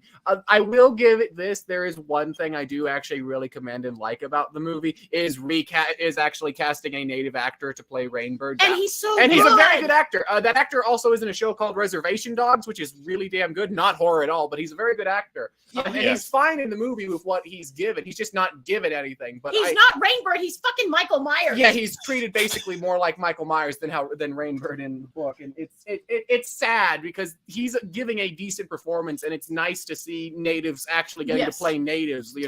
Again, between this and Prey, that was another nice thing about horror this year. But it just. God, that movie was so boring. I almost wish they would have given it to a white person because it was so bad. Another reason to shit on the movie? Yes! Yeah, it was, hey, Katie. Mm-hmm. It was such a terrible movie. Like I said, now I really don't use the word hate because I don't hate any movie. It's just a very bad movie. Just like with Jeepers Creepers Reborn, that was a bad horror movie. This one just a bad horror movie. Like I said, you have no character development, poor script, very terrible practical effects. Yeah, and I did not like the ending either. It was just like I like the original one, Drew Barrymore. That actually had a better ending than this one. Well, it was pretty close to the book. Yeah, it was pretty close to the book. If she rapped at the end credits, would it have made it better for you guys? You know what? Yes, it would have. No! Chris Sparky, you know what happens! I'm kind of starting to do 180. I think every movie has to have its lead actor rap out the credits over it. Dude, imagine if, like, in Pearl, instead of that really good, like, single still shot, it was Mia Goth breaking out into a rap. That would have been so pretty good. Like an old-timey rap. My name is Pearl, and I'm here to say Ty West directed this movie in a major way. Don't ever rap. Oh man! All right, so now that we talked about the worst horror films, what would you consider to be some of the best horror films that you saw this year? All right, go ahead, Ben. I mean, I think there was a lot of good films this year. Barbarian was was up there pretty much. I think my two favorites probably X and Pearl. But Barbarian was very good. Smile was a big surprise for me. I loved Fresh too. I mean, I thought that Fresh was really good. I thought that was really good. And no one's really mentioned the Black Phone, but that was a good one too. It was. It was a good one. It was a solid. I'd say it was a solid film. Yeah, it was a solid one. It's one I don't feel like anyone's really ever. It kind of has Invisible Man 2020 syndrome of like I don't hear anyone talk about it anymore. Like because it came out early. Yeah. I kind of feel like it has that problem. Like it's good, people and people liked it when it really came out, but like nobody. I don't hear anyone talk about Black Phone anymore. This part of the year, kind of like Scream. A little bit like Scream. Yeah. Oh yeah, that too. Yeah. I legit forgot. I completely forgot about Scream. Yeah. Actual Scream movie that you like. Not that I like it. I never said I liked it. I said it was the best Scream movie. Yeah. I never said I was a big fan of it. I still don't really like it. It's just the best one. They treated their fans better than the Halloween fans this year. Okay, you're not wrong. So, Ben, you are aware of Christian's feelings about the Scream franchise?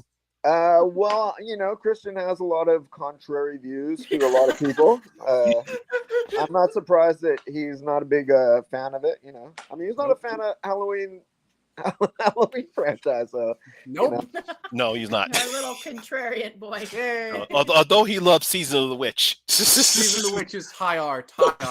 Season of the Witch is a good one, man. Yeah. As we see, Jen is not. Every fucking stream, that is the curse of Horror Hangout. Somehow Halloween 3 has to be brought up, and I'm never the one that does it.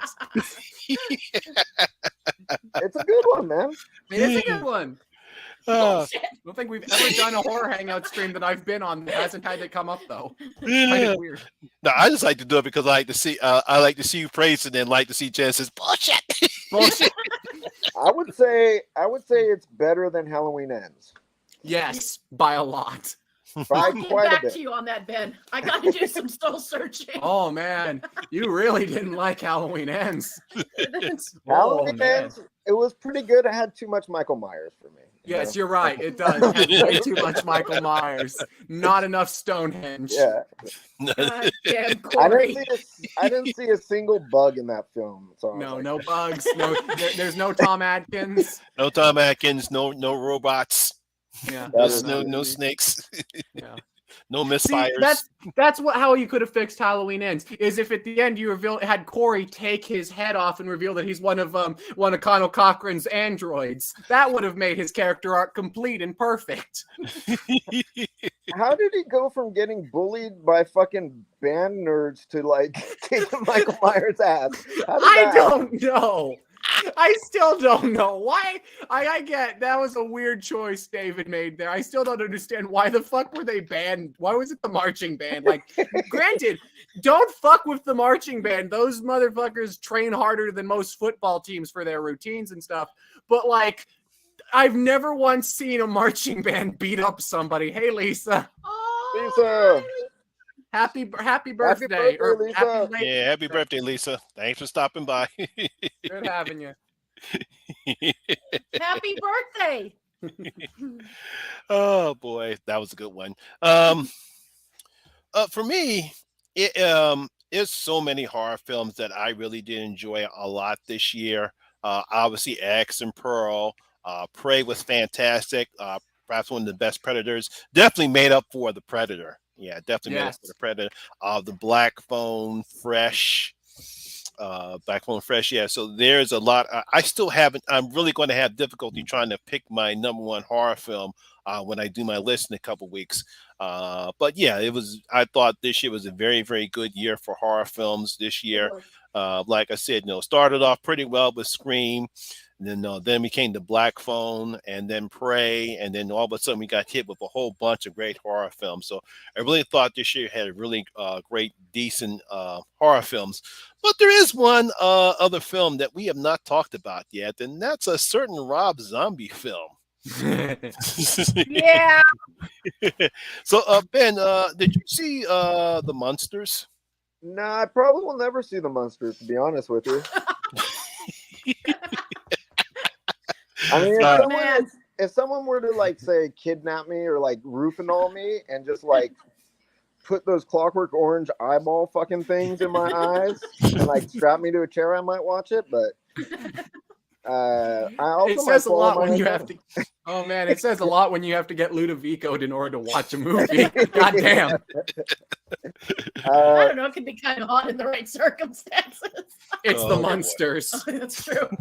I mean, there's nothing about that.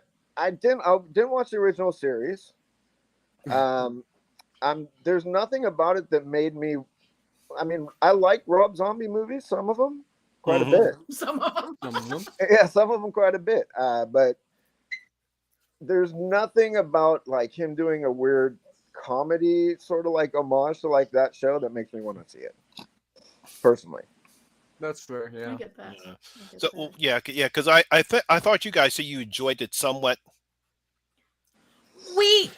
This is I didn't I have to say this. I think like people just like giving Rob's like it's not the best movie and it certainly isn't one of Rob's best movies. But one thing that did piss me off, I think some people were picking on that movie just because to pick on that movie, not because it was a bad movie. Now there are some issues. There's loads of issues. There's a lot of issues, and I didn't enjoy it as much as Christian. There was a few things that I thought were okay, but I was hoping it was going to be a lot better than it ultimately ended up being. But the one thing that really did piss me off, it just seemed like Rob Zombie was kind of like everyone was just throwing rocks at him to throw rocks at him, not because he did anything that horrible. It was not the worst film of the year. No, it's not. It's nowhere near close in my opinion. Like I don't even really like this movie that you much. Like it more than me. It's probably Rob's second worst movie in my opinion. I'm not crazy about it or anything, but I think all of the actors do a pretty good job. Even Jeff Daniel Phillips, like I don't like his Herman, but he's working his ass off in a physical sense. Like I don't like his voice, but his physical acting is really damn good.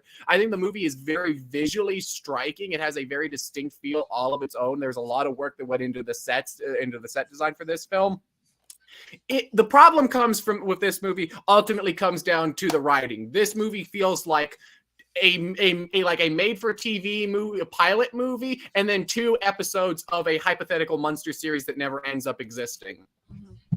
And Sherry Moo Zombies. It just sort of stops. That's an issue with it. It doesn't really have any story. All the story is in the first half, and then it's like 2 episodes, and then it's just 2 episodes worth of Munsters material, which if I'm watching this show, it is a show on Netflix, sure, fine, whatever. But as a movie, it doesn't really work super well. There's not enough meat on the bone to warrant its nearly 2-hour runtime. Yeah, but it does get some things right too. Like it does, and it wasn't near as big of a trash fire as everyone thought it was going to be or expected it to be. It has issues though, and for me, I think it ran a little too long. And again, I thought Sherry Moon Zombie was really good in it too. Yeah, she was fun. She did a pretty good job. It's just I remember watching Joe's video, and he really enjoyed it. He really did enjoy the Munsters. I think it gets too much hate mainly because of Rob Zombie. It's not the worst thing I've seen so far. When it comes to Rob Zombie, my problem with the movie is mainly because, again, Rob Zombie has a terrible time when he writes his scripts. He needs to get somebody else to write his material, especially when it comes to something that he's never done before. Trying to make a comedy and a movie such as The Munsters, and you don't have an actress that's actually done comedy before. Not a problem with Sherman Zombie herself, just that to me, he should have got somebody else to play Lillian has experience in comedy. And the other 2, he should have got somebody to write for this that's also experienced in comedy as well. Yeah, I did like the actor that played the Count or Grandpa. Yes. Richard Brake. He was pretty good in the role. He's always good. Yeah, the guy that played Herman. I understand the character and why he tells so many bad jokes because of part of the plot of the story, but they do it too much, and it's funny for a while, but then after that, okay, we get it. He tells bad jokes. Enough of the bad jokes. And he's no Fred Gwynne. Like he was good. He was doomed. Yeah, he was doomed to begin with just being not Gwynne. I was not expecting him to do anything with Fred Gwynne. That's why I love The Munsters saw him growing up because of Fred Gwynne, his performance of Herman. Mm-hmm. So I was not expecting him to be Herman because you're not going to get another Herman like Fred Gwynne did the character. I did like the fact he put his own spin on the character, but too many enough of the stupid bad jokes. We know why you tell bad jokes, so I thought Rob Zombie did a good job as far as how the film looked, and I like the aspects of it, but the writing and and Sherry Moon Zombie, try to get, I understand he wants to cast her in every of his movies. It's okay, but he should have got an actress that is more familiar with comedy, and he should have got a writer that's more familiar with comedy. Those are my only two things with the monsters. Yeah. There's so many good fucking movies to watch that I just personally don't have time to watch. That's fair. Yeah. Like, I still haven't seen You Won't Be Alone, which I heard was very good. And I haven't seen Piggy, which I've also heard is very good. Piggy's really good. Yeah, Piggy's real good. Yeah, I heard that. Yeah, that's another thing. Yeah, I thought the movie was 20 minutes too long. Yeah, it is. Yeah, it's about 20 because it's almost 2. Is it over 2 hours long? It feels 2 like hours, 15 minutes. Yeah, it's about 20 minutes too long. I'm Terrifier. That was a long ass movie. I loved every second of it, though. Yeah, that's another problem I had with Terrifier. That was another. I think that's 15 minutes too long. There is a part in Terrifier where it goes on too long between the final girl and Art the Clown and their battles. I thought it went about it too long. Terrifier is a weird one for me because that was one of my most anticipated movies for the year, and I had super high expectations, and when I watched it I enjoyed it, but I didn't end up loving it as much as I thought I would. I had a few issues with it, but God, David's performance as Art was just so good, and I loved the little clown girl. She was one of my favorite things, and I hope we get more backstory. But then we did a stream with Marty, and then we were going to do our review, and I rewatched it for a second time, and I found myself really liking it even more. Like, it's one that's growing on me. So I have a weird thing. I think I'm interested to see a third time how I'm going to feel. But I think it's a really solid movie. I just thought I'd end up loving it more. The first one though is still my favorite. Yeah. The thing I loved about Terrifier 2 though, is that it had an enduring. For me, it felt like I was watching like a Fulci movie, which always feels like it's endearing in the sense like it's like a story that if there was an 8-year-old kid who was like telling you the plot of a horror movie or something, that's sort of what it feels like. The narrative is goofy as shit. There's like some serious cliche tropes and like ridiculous shit, but it's just so endearing to have that story told to you anyway. It's surreal. That's a really good way to describe the movie, actually. You're entirely right about that. Another movie that came out, we finally got a new Hellraiser. This year. Yes, finally. So what do you guys thought about the new Hellraiser film? I'll let you, because this is your baby. This and Sovam were my two most anticipated films of the year because I really am going to love David Bruckner's stuff. I loved Amateur Night. It's my favorite VHS segment. I really loved The Ritual. I thought The Night House was phenomenal. And when it came out that he was doing a Hellraiser movie, I was like, okay, that'll be really cool. And then it was announced Barker's back on attached to do it again. I was like, okay, that's going to be cool. And then we announced, oh, hey, a trans woman is going to be playing Pinhead. I'm like, fuck yes, I am so here for this. This is going to be awesome. And all of the stuff that I wanted to like about the movie is absolutely there. Jamie Clayton is phenomenal. She is on par with Doug Bradley, in my opinion, as the Hell Priest. Like, they're two drastically different versions of the priest, but I love them both equally. I like a lot of the direction, a lot of the ideas. I love all of the new Cenobites, minus Chatterer. I'm not crazy about his design. I really like the film, I think a lot more than most people do, but it is one that I do feel I didn't quite. I think I went in with too high expectations because I was super stoked for it, and it just came out being like pretty damn good. Pretty damn good. It'll be an honorable mention for me this year, but I don't love it as much as I thought I was going into the year. I get that. For me, I was a little more hesitant because while Christian loves this director, anyone who's seen our Night House review knows I it's the same damn problems with this director. I think he has a great style, and he's very talented. No one can say he's not talented, but there's just something about his movies that just don't click for me. He's not a thing. So I had an issue with that. I loved Jamie Clayton's performance. Thought it was great. I also loved our Frank. I wish we would have gotten more Frank. I loved the actor playing Frank.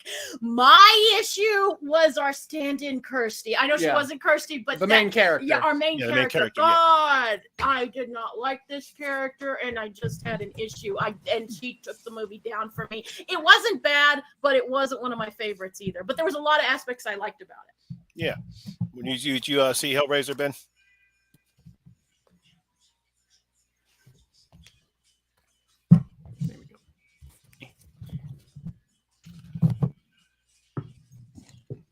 Uh-oh, I was waiting. I figured Jason would join us. Hey, Jason. Hey, Jason. Hey, Jason. I think Ben froze up on us. I think I killed Ben. I think he's either in really deep thought about Hellraiser or he froze. Oh no! I killed Ben, didn't I? Everyone's gonna you did hate it again, me. Jen. Oh no! I ruined That's the third guest you've killed this year. Oh, sorry, Ben. Okay, yeah, I really did enjoy whatchamacallit's performance as the priest. I thought she put her own spin on the character. I really enjoyed the film. I liked all their designs. He's back with us. Sorry, guys. Some shit's going on with my fucking. Yeah, we thought Jen killed you. It'd be the third one this year. All right, so you saw Hellraiser this year, right, Ben? I did. I liked it. You know, I didn't have expectations going in, really. You know, I was curious to see the female Pinhead I was on board for. I thought it'd be an interesting choice. But I thought that movie, I thought it looked really good. The art direction was really cool.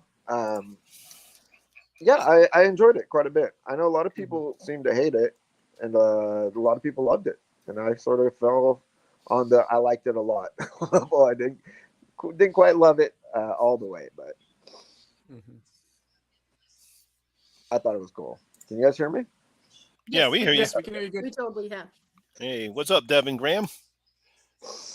Yeah, like I was saying before, I like the design of all the Cenobites. I wasn't too. I'm like with Jen. I'm really too particular of the characters. Although I did like the Frank character because he was the same actor that was in ER.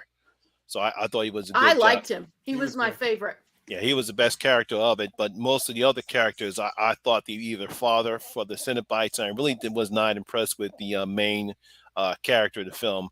You know, but it was pretty good. You know, put it this way, I mean, for me, it was the best Hellraiser since Hellraiser 3. Because I actually did like Hellraiser 3. I actually like Hellraiser 4, but I like 3 better than that. But other than that, yeah, so it was pretty nice we finally got a decent Hellraiser film. So, yeah, I thought that was pretty good. I'm trying to see, was there any other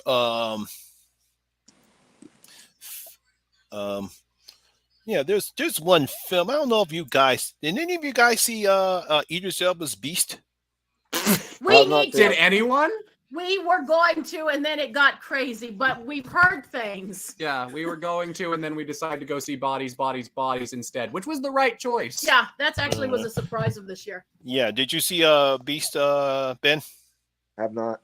Oh, you missed it. You missed Idris Elba punch a lion. Punch a lion. Did he punch a lion though? Yeah, he actually sucker punch a lion. Okay. He sucker punch a lion. Yeah, Beast was actually pretty good. If you want to have a nice, decent horror film where you have Idris Elba and the two girls, I thought the two girls were pretty good. And you know, the lions, you know, I thought they did a pretty good job of intermingling the CGI lions with the action film because it actually does look pretty nice of how they did it together. So you do get a nice tension and suspense in the film. And like I said, if you want to see Idris Elba punch a lion, hey, well, now he was in Cats too. Which did you like better, Cats or Beast? Oh man, and that's hard competition to put anything up against Cats. Oh, that's hard. Andrew Lloyd Webber. I didn't see it, but I heard the Cats had assholes. So Cats do.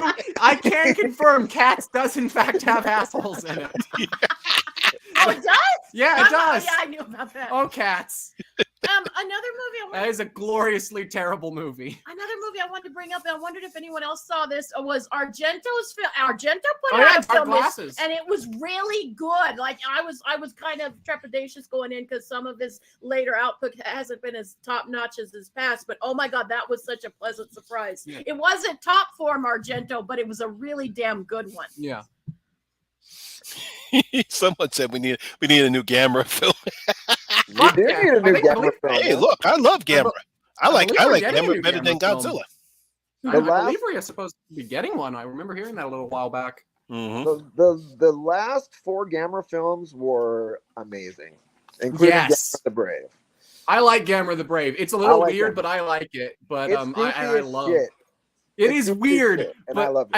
And I love that whole early 2000s trilogy. That trilogy is great. That is honestly rivals a lot of Godzilla movies as being some of the best monster films. Yeah, probably yes, definitely. Yeah, because I remember when I saw Gamera for the first time when I was growing up, I was like, you know what? I actually like him better than Godzilla because I really wasn't a huge Godzilla fan to be growing up on. I know how much you love Godzilla, Chris, but never was a huge Godzilla fan, but I really did love Gamera. Maybe because I just like Ultraman better. Ultraman's good time. Yeah, good. Godzilla's pretty. He's an all right dude. So, I guess. If I had to come down on do I hate Godzilla or do I like Godzilla? I'd probably be like lukewarm, I guess. No, I'm just kidding. Yeah. I like Godzilla. He's pretty okay, dude. Yeah. There's a new Toho Godzilla film coming out next year. I know, and I'm hyped. I'm so hyped for that. Yeah, there was another horror movie that I saw later on this year. Kind of remind me of Resident Evil. It's called The Lair. Kind of like a Resident Evil meets The Descent. Kind of a vibe. Really, really nice, decent horror film. We have this Israeli fighter pilot that gets shot down, and she goes into this bunker, and next you know, she sees these creatures in the bunker. And she gets out. The next you know, she gets saved by this platoon out in the middle of the Afghani desert in Afghanistan, and they have to go back out and confront these creatures. So, nice horror movie. The Lair was. If you haven't seen it yet, check it out. Okay, I'll add it to the list. We will. Speaking of, when are we getting the Evil Dead? Weren't we supposed to get a new Evil Dead this year? Oh yeah, Evil Dead Rises. I believe it's still supposed to get a theatrical release next year, or is it moved back to HBO? I don't know. I think it's being released next year. Let me see. Yeah. Okay. I saw April, I believe. Yeah, that's what I was hearing too. Yeah, I was hearing April. Is everyone excited, or because you are not as enthused as most people think you would be? Yeah, weirdly, as excited as I am, as much of an Evil Dead fan as I am, like it's my favorite horror franchise. I don't know why. Maybe once we get like an actual trailer or something for it, I'm not super interested in Evil Dead Rise yet. It's just I don't know. Yeah, it's going April 21st because it's supposed to be out on HBO Max, but it's getting released in theaters on April 21st. Mm-hmm. Very cool. The Evil Dead is such a consistent franchise as far as it is, for my opinion, that I'm going to go to this one with low expectations because they're bound to stumble at some point. But I think because I go in with such low expectations, I'll actually end up liking it quite a bit. Yeah. That's probably a good mentality to go in with it. They could totally fuck it up, though. I mean, they could. they could. I think like Fede Alvarez with the remake was kind of like a fluke when that shit happens. Like in franchise. Yeah. I mean, that was a pretty great film. So. Yeah, because that came out of nowhere. Because I was not expecting how great that remake was going to be, and that was fantastic. Yes, I actually liked the remake better than the original film. I think I saw that trailer today, the new Joe Bagels. Oh yes, Christmas Bloody Christmas. Yeah, I've heard it's good. Yeah, it's coming out tonight, I believe. Yeah, it's kind of like the Terminator meets Silent Night, Deadly Night. Yes, I'm looking forward to it. We're going to do it as part of our 12 Days of Christmas this year, so I'm down for it. I like Joe Bagels' stuff. VFW and Bliss are phenomenal. Mm-hmm. Who's ready for Megan? I am kind of ready for Megan. God. I'm kind of ready. I'm very that trailer's not that great, and most of the marketing hasn't been that great. And I know most people are like, "Oh God, January horror movie," but Yeah. I'm going in with hope for one small reason. It's from the director of Housebound, which I really like, so I'm interested in it at least. Housebound's awesome. Yeah. I know, because that trailer, when that trailer hit, and next thing you know, all I saw on TikTok was a bunch of TikTokers doing the Megan dance. Yeah. I mean, Yeah. I thought the trailer actually looked pretty good, but the story looked a lot like Child's Play remake to me. It Yes, does. it does. Yeah, I know. It does. Yes, it does And look like fuck that remake. I since it's the Housebound guy, I'm expecting some wild twist with it, though. I don't know. Maybe I could be wrong. Maybe it's just going to be standard. But if anybody's seen It Housebound, won't be like you know that. that movie has a surprise in it. So I don't know. Housebound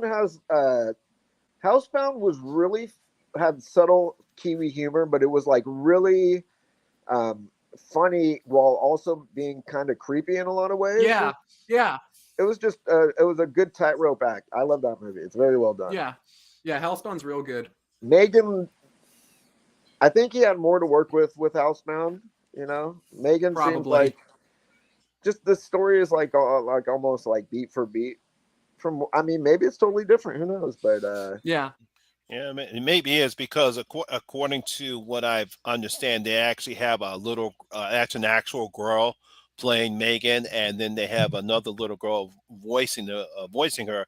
Other than just the Child's Play remake, was just it was just animatronic Dawn was voiced by Mark Harmon, and yes, Yeah. Child's Play was good. I like Yes. Child's Play. I thought it was Yes, pretty Child's good. Play was pretty good. Yes, Yes. Child's Play. Yeah, I know what your feelings about it, Jen. Oh, I thought we were talking about this. No, if we're talking about the remake. Oh, if we're talking about fuck that remake, fuck it in its ass. It can burn in hell. It is not my Chucky. Not my Chucky. Dawn doesn't acknowledge it. Jennifer doesn't acknowledge it. None of the true fans acknowledge that piece of shit. Well, I am a self-proclaimed fake Child's Play fan. We so- all knew this. so- Anyone who's watched our series knows that. Yeah, so- Yeah. Yeah, so I guess we know what team you're going to be on.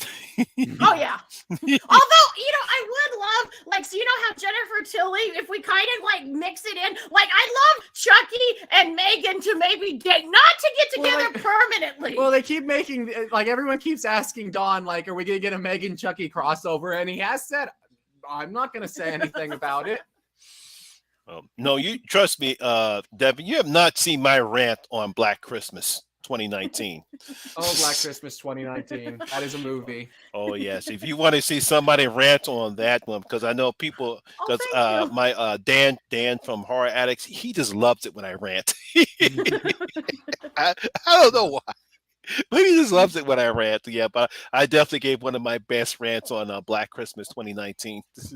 Would you have liked it more if they had like CGI smiles in that one? No.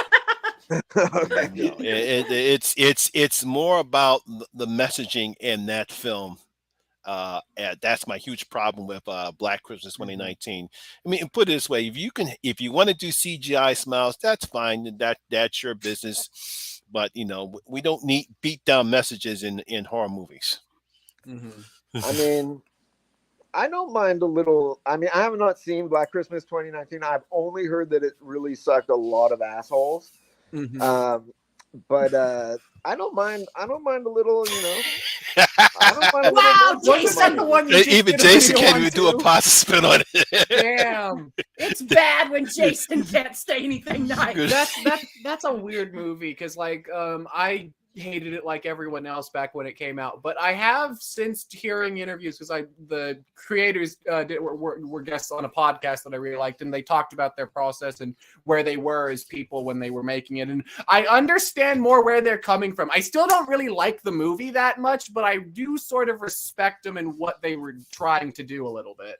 Yeah, I understand what they were trying to do, but the main problem I have with the film is not just the messaging. It's you're going, instead of using blood, uses black ink. Yeah, that was lame. And then they just typically just rip off one of the best jump scares in horror movies with Exorcist 3. Yes. Then it's like, come on, can't you guys do something original? You know, come on, you don't need to rip off one of the best jump scares in a horror movie with that one. You're gonna have me venting and ranting again. I mean, at least the first remake had flesh cookies and incest. Am I right, Jen? Yeah, I know. Yeah. Yes, my favorite. You love that remake. I love that remake so much. I love the flesh cookies The story. flesh cookies and the incest. Yes. And like a sister, and then right in the back of her head. I fucking love that one. It's not Christmas till I hear these things. Of It's course. just amazing. It's a bona fide Christmas classic for the whole family. Yeah. Billy didn't break in. Billy lived here. Yay! Yeah, because I always liked the first Black Christmas remake. Yeah, I it's really awesome. had a problem with that. I thought it was decent. It's Merry fun. Christmas, It Merry did so- Christmas, Happy Birthday. It did. I mean, it did what most decent fun remakes do is it does that story in a different way. You know what I mean? Mhm. Yeah. It does. which is It's good. an amazing one. Fuck you all. I love it. I would say most horror people I know like that movie. You know what I mean? Yeah, I I hear know. a lot more people say they love that film. Yeah, because I know a lot of people, because I know it got some hate because mainly because everyone loved the original Black Christmas. But I always say, hey, look, I enjoyed what they tried to do with the remake. I thought it was pretty good. I mean, it got a lot of hate because people thought there wasn't enough incest in it, but I know. Now that was my praise. Yeah, that was the biggest problem with that original film. Not enough incest. No. I got it. I remember seeing the interview where Bob Clark was talking about how if he could change one thing about the movie, If I could change one thing about my horror movie, I we would've need to put- add more incest I in want it. to put more incest in it. He was also saying that about Christmas Story as well. Yeah. Yeah. Classic Bob Clark. Yeah. I never heard of Bridges Burn. Have y'all guys heard of Bridges? I believe I've heard of it. I believe Brad, is it on Tubi? If so, it's on my watch list. Yeah. AKA where films go to die. Oh, and we got a Terror Train remake this year. Oh yeah, we Oh, got a yeah. Terror Train remake. I haven't seen it yet, but I already heard how many people did not like it. Look, it's not nearly as bad as most people made it out to be. It's just really not that good. And we're getting a sequel to it in a couple I know. of weeks. I heard. Yeah, I heard it's making a sequel to. I was like, what? Yeah. I heard a lot of people didn't not like it, and then making a sequel to it. Oh, Yeah, boy. they're making a sequel to it, but I still will defend Terror Train a little bit for not being the weirdest and most bizarre choice for a slasher movie this year. My vote for the most what the fuck? Why does this exist movie go? Did you all know that there was a Bring It On slasher film this year? Yeah, I know. Yeah, I saw that. I was was- like, what? Yeah, Who thought this would be an interesting slasher film? Yeah. As someone who has actually watched that film, it's like 95% a Bring It On film, and then it becomes a slasher movie for the last 10 minutes or so. It is so bizarre. Yeah, look, they'll make it. Trust me, they'll make anything into a horror movie because they're so cheap to make. Mm-hmm. True. Oh yeah, speaking of that, we all now all of a sudden we're getting children's literature now becoming horror films. Yes. We got a horror film about Winnie the Pooh. Bambi's getting a horror movie. Bambi's finally getting his revenge. Bambi's getting his revenge. They're making a Peter Pan horror film that's going to be coming out. It's going to be coming out too, and it's mainly because, and of course, we got the Mean One that's coming out. It's mainly because the copyrights of all these literatures have expired and they're all in the public domain. Yeah. Mm-hmm. How does everyone feel about this? I mean, is it? I don't care. I'm fine with it. As somebody who has watched a lot of video essays talking about like how Disney has completely fucked copyright over for decades just so they can keep the rights to Mickey Mouse. I'm fine with it, honestly. Sure, corrupt Winnie the Pooh and Bambi for the hell of it. I'm cool with it. Porno's been doing it for years. Yeah, let's do it. I'm cool with it. Do I think any of them are going to be particularly good? Probably not. David might be. The Mean One might be okay just because David's playing the Grinch, so that might be kind of fun. But like, are any of them going to be really good? Probably not. Am I going to watch them? Fuck yeah. Winnie the Pooh. It'll teach them not to pick up the rights. No, I'm just waiting when they finally make Peanuts into a horror film, so that way Charlie Brown he can get his revenge. Oh, I would The watch that. kite-eating tree. Oh, I would watch that. I would watch the hell out of that. Him finally getting his revenge on Lucy for years of bad therapy advice. Bad theory advice and yanking that football away from him. Yeah, get his You revenge yank it on away, Lucy and you just finally. start stabbing your fucking face over and over. Yes, I'm here for that. You can choke out the one kid with his blanket. Yeah. Linus! Yeah, you can choke Linus out with his blanket. Your grandmother would be horrified. He's so good. I'm not looking forward to Winnie the Pooh at all, and I really don't look forward to the Great but just because I want to see. I Hey, loved guys, how you told me. Oh, go ahead, Ben. I am at work and I got to get back to work. Oh yeah, we're about to get ready we're to about to close go out. in the stream right now. Yeah, so basically that's all we have for right now, guys. I'm pretty sure that I'll be creating my top 10 because I always do a top 10 best horror films and top 5 worst horror films. That's be coming up in a couple weeks. I know you guys are going to be working on your top 10. Ben, so are you going to be doing a top 10 list video? I don't know. I uploaded a YouTube video. Are you guys impressed? Yeah, I saw. I was like, Yeah. holy shit. Like, holy shit. I'm looking to start making content again. So Look forward to it. Very cool. All right. Yeah. So basically, that is it, guys. I'm pretty sure you guys will all have your top 10 videos coming out soon. And I'm pretty sure we're all looking forward for horror films in 2023. Once again, want to thank Ben from the Cadaver Club for joining us. And of course, as Amazing usual, guest. Ben and Jen and Christian. I'm Jen Ben Jones. now. Wait, Ben, are you taking Christian from me? yeah, I was. Fuck! I'm Ben now. Yeah. And I obviously want to give a shout out to Sean and hopefully his in-laws are doing fine right now. And of course, hopefully Dave will feel better the next time, and Dave will come on and join us for another stream. So I want to thank everyone for joining us out there. I want to thank you guys very much. If you don't hear from us anytime for the rest of this year, please have a safe and happy holidays and stay safe out there, guys. See you in the new year. See you in the new year. Bye, guys. Be You excellent. can fucking go with Ben then. I'll go with the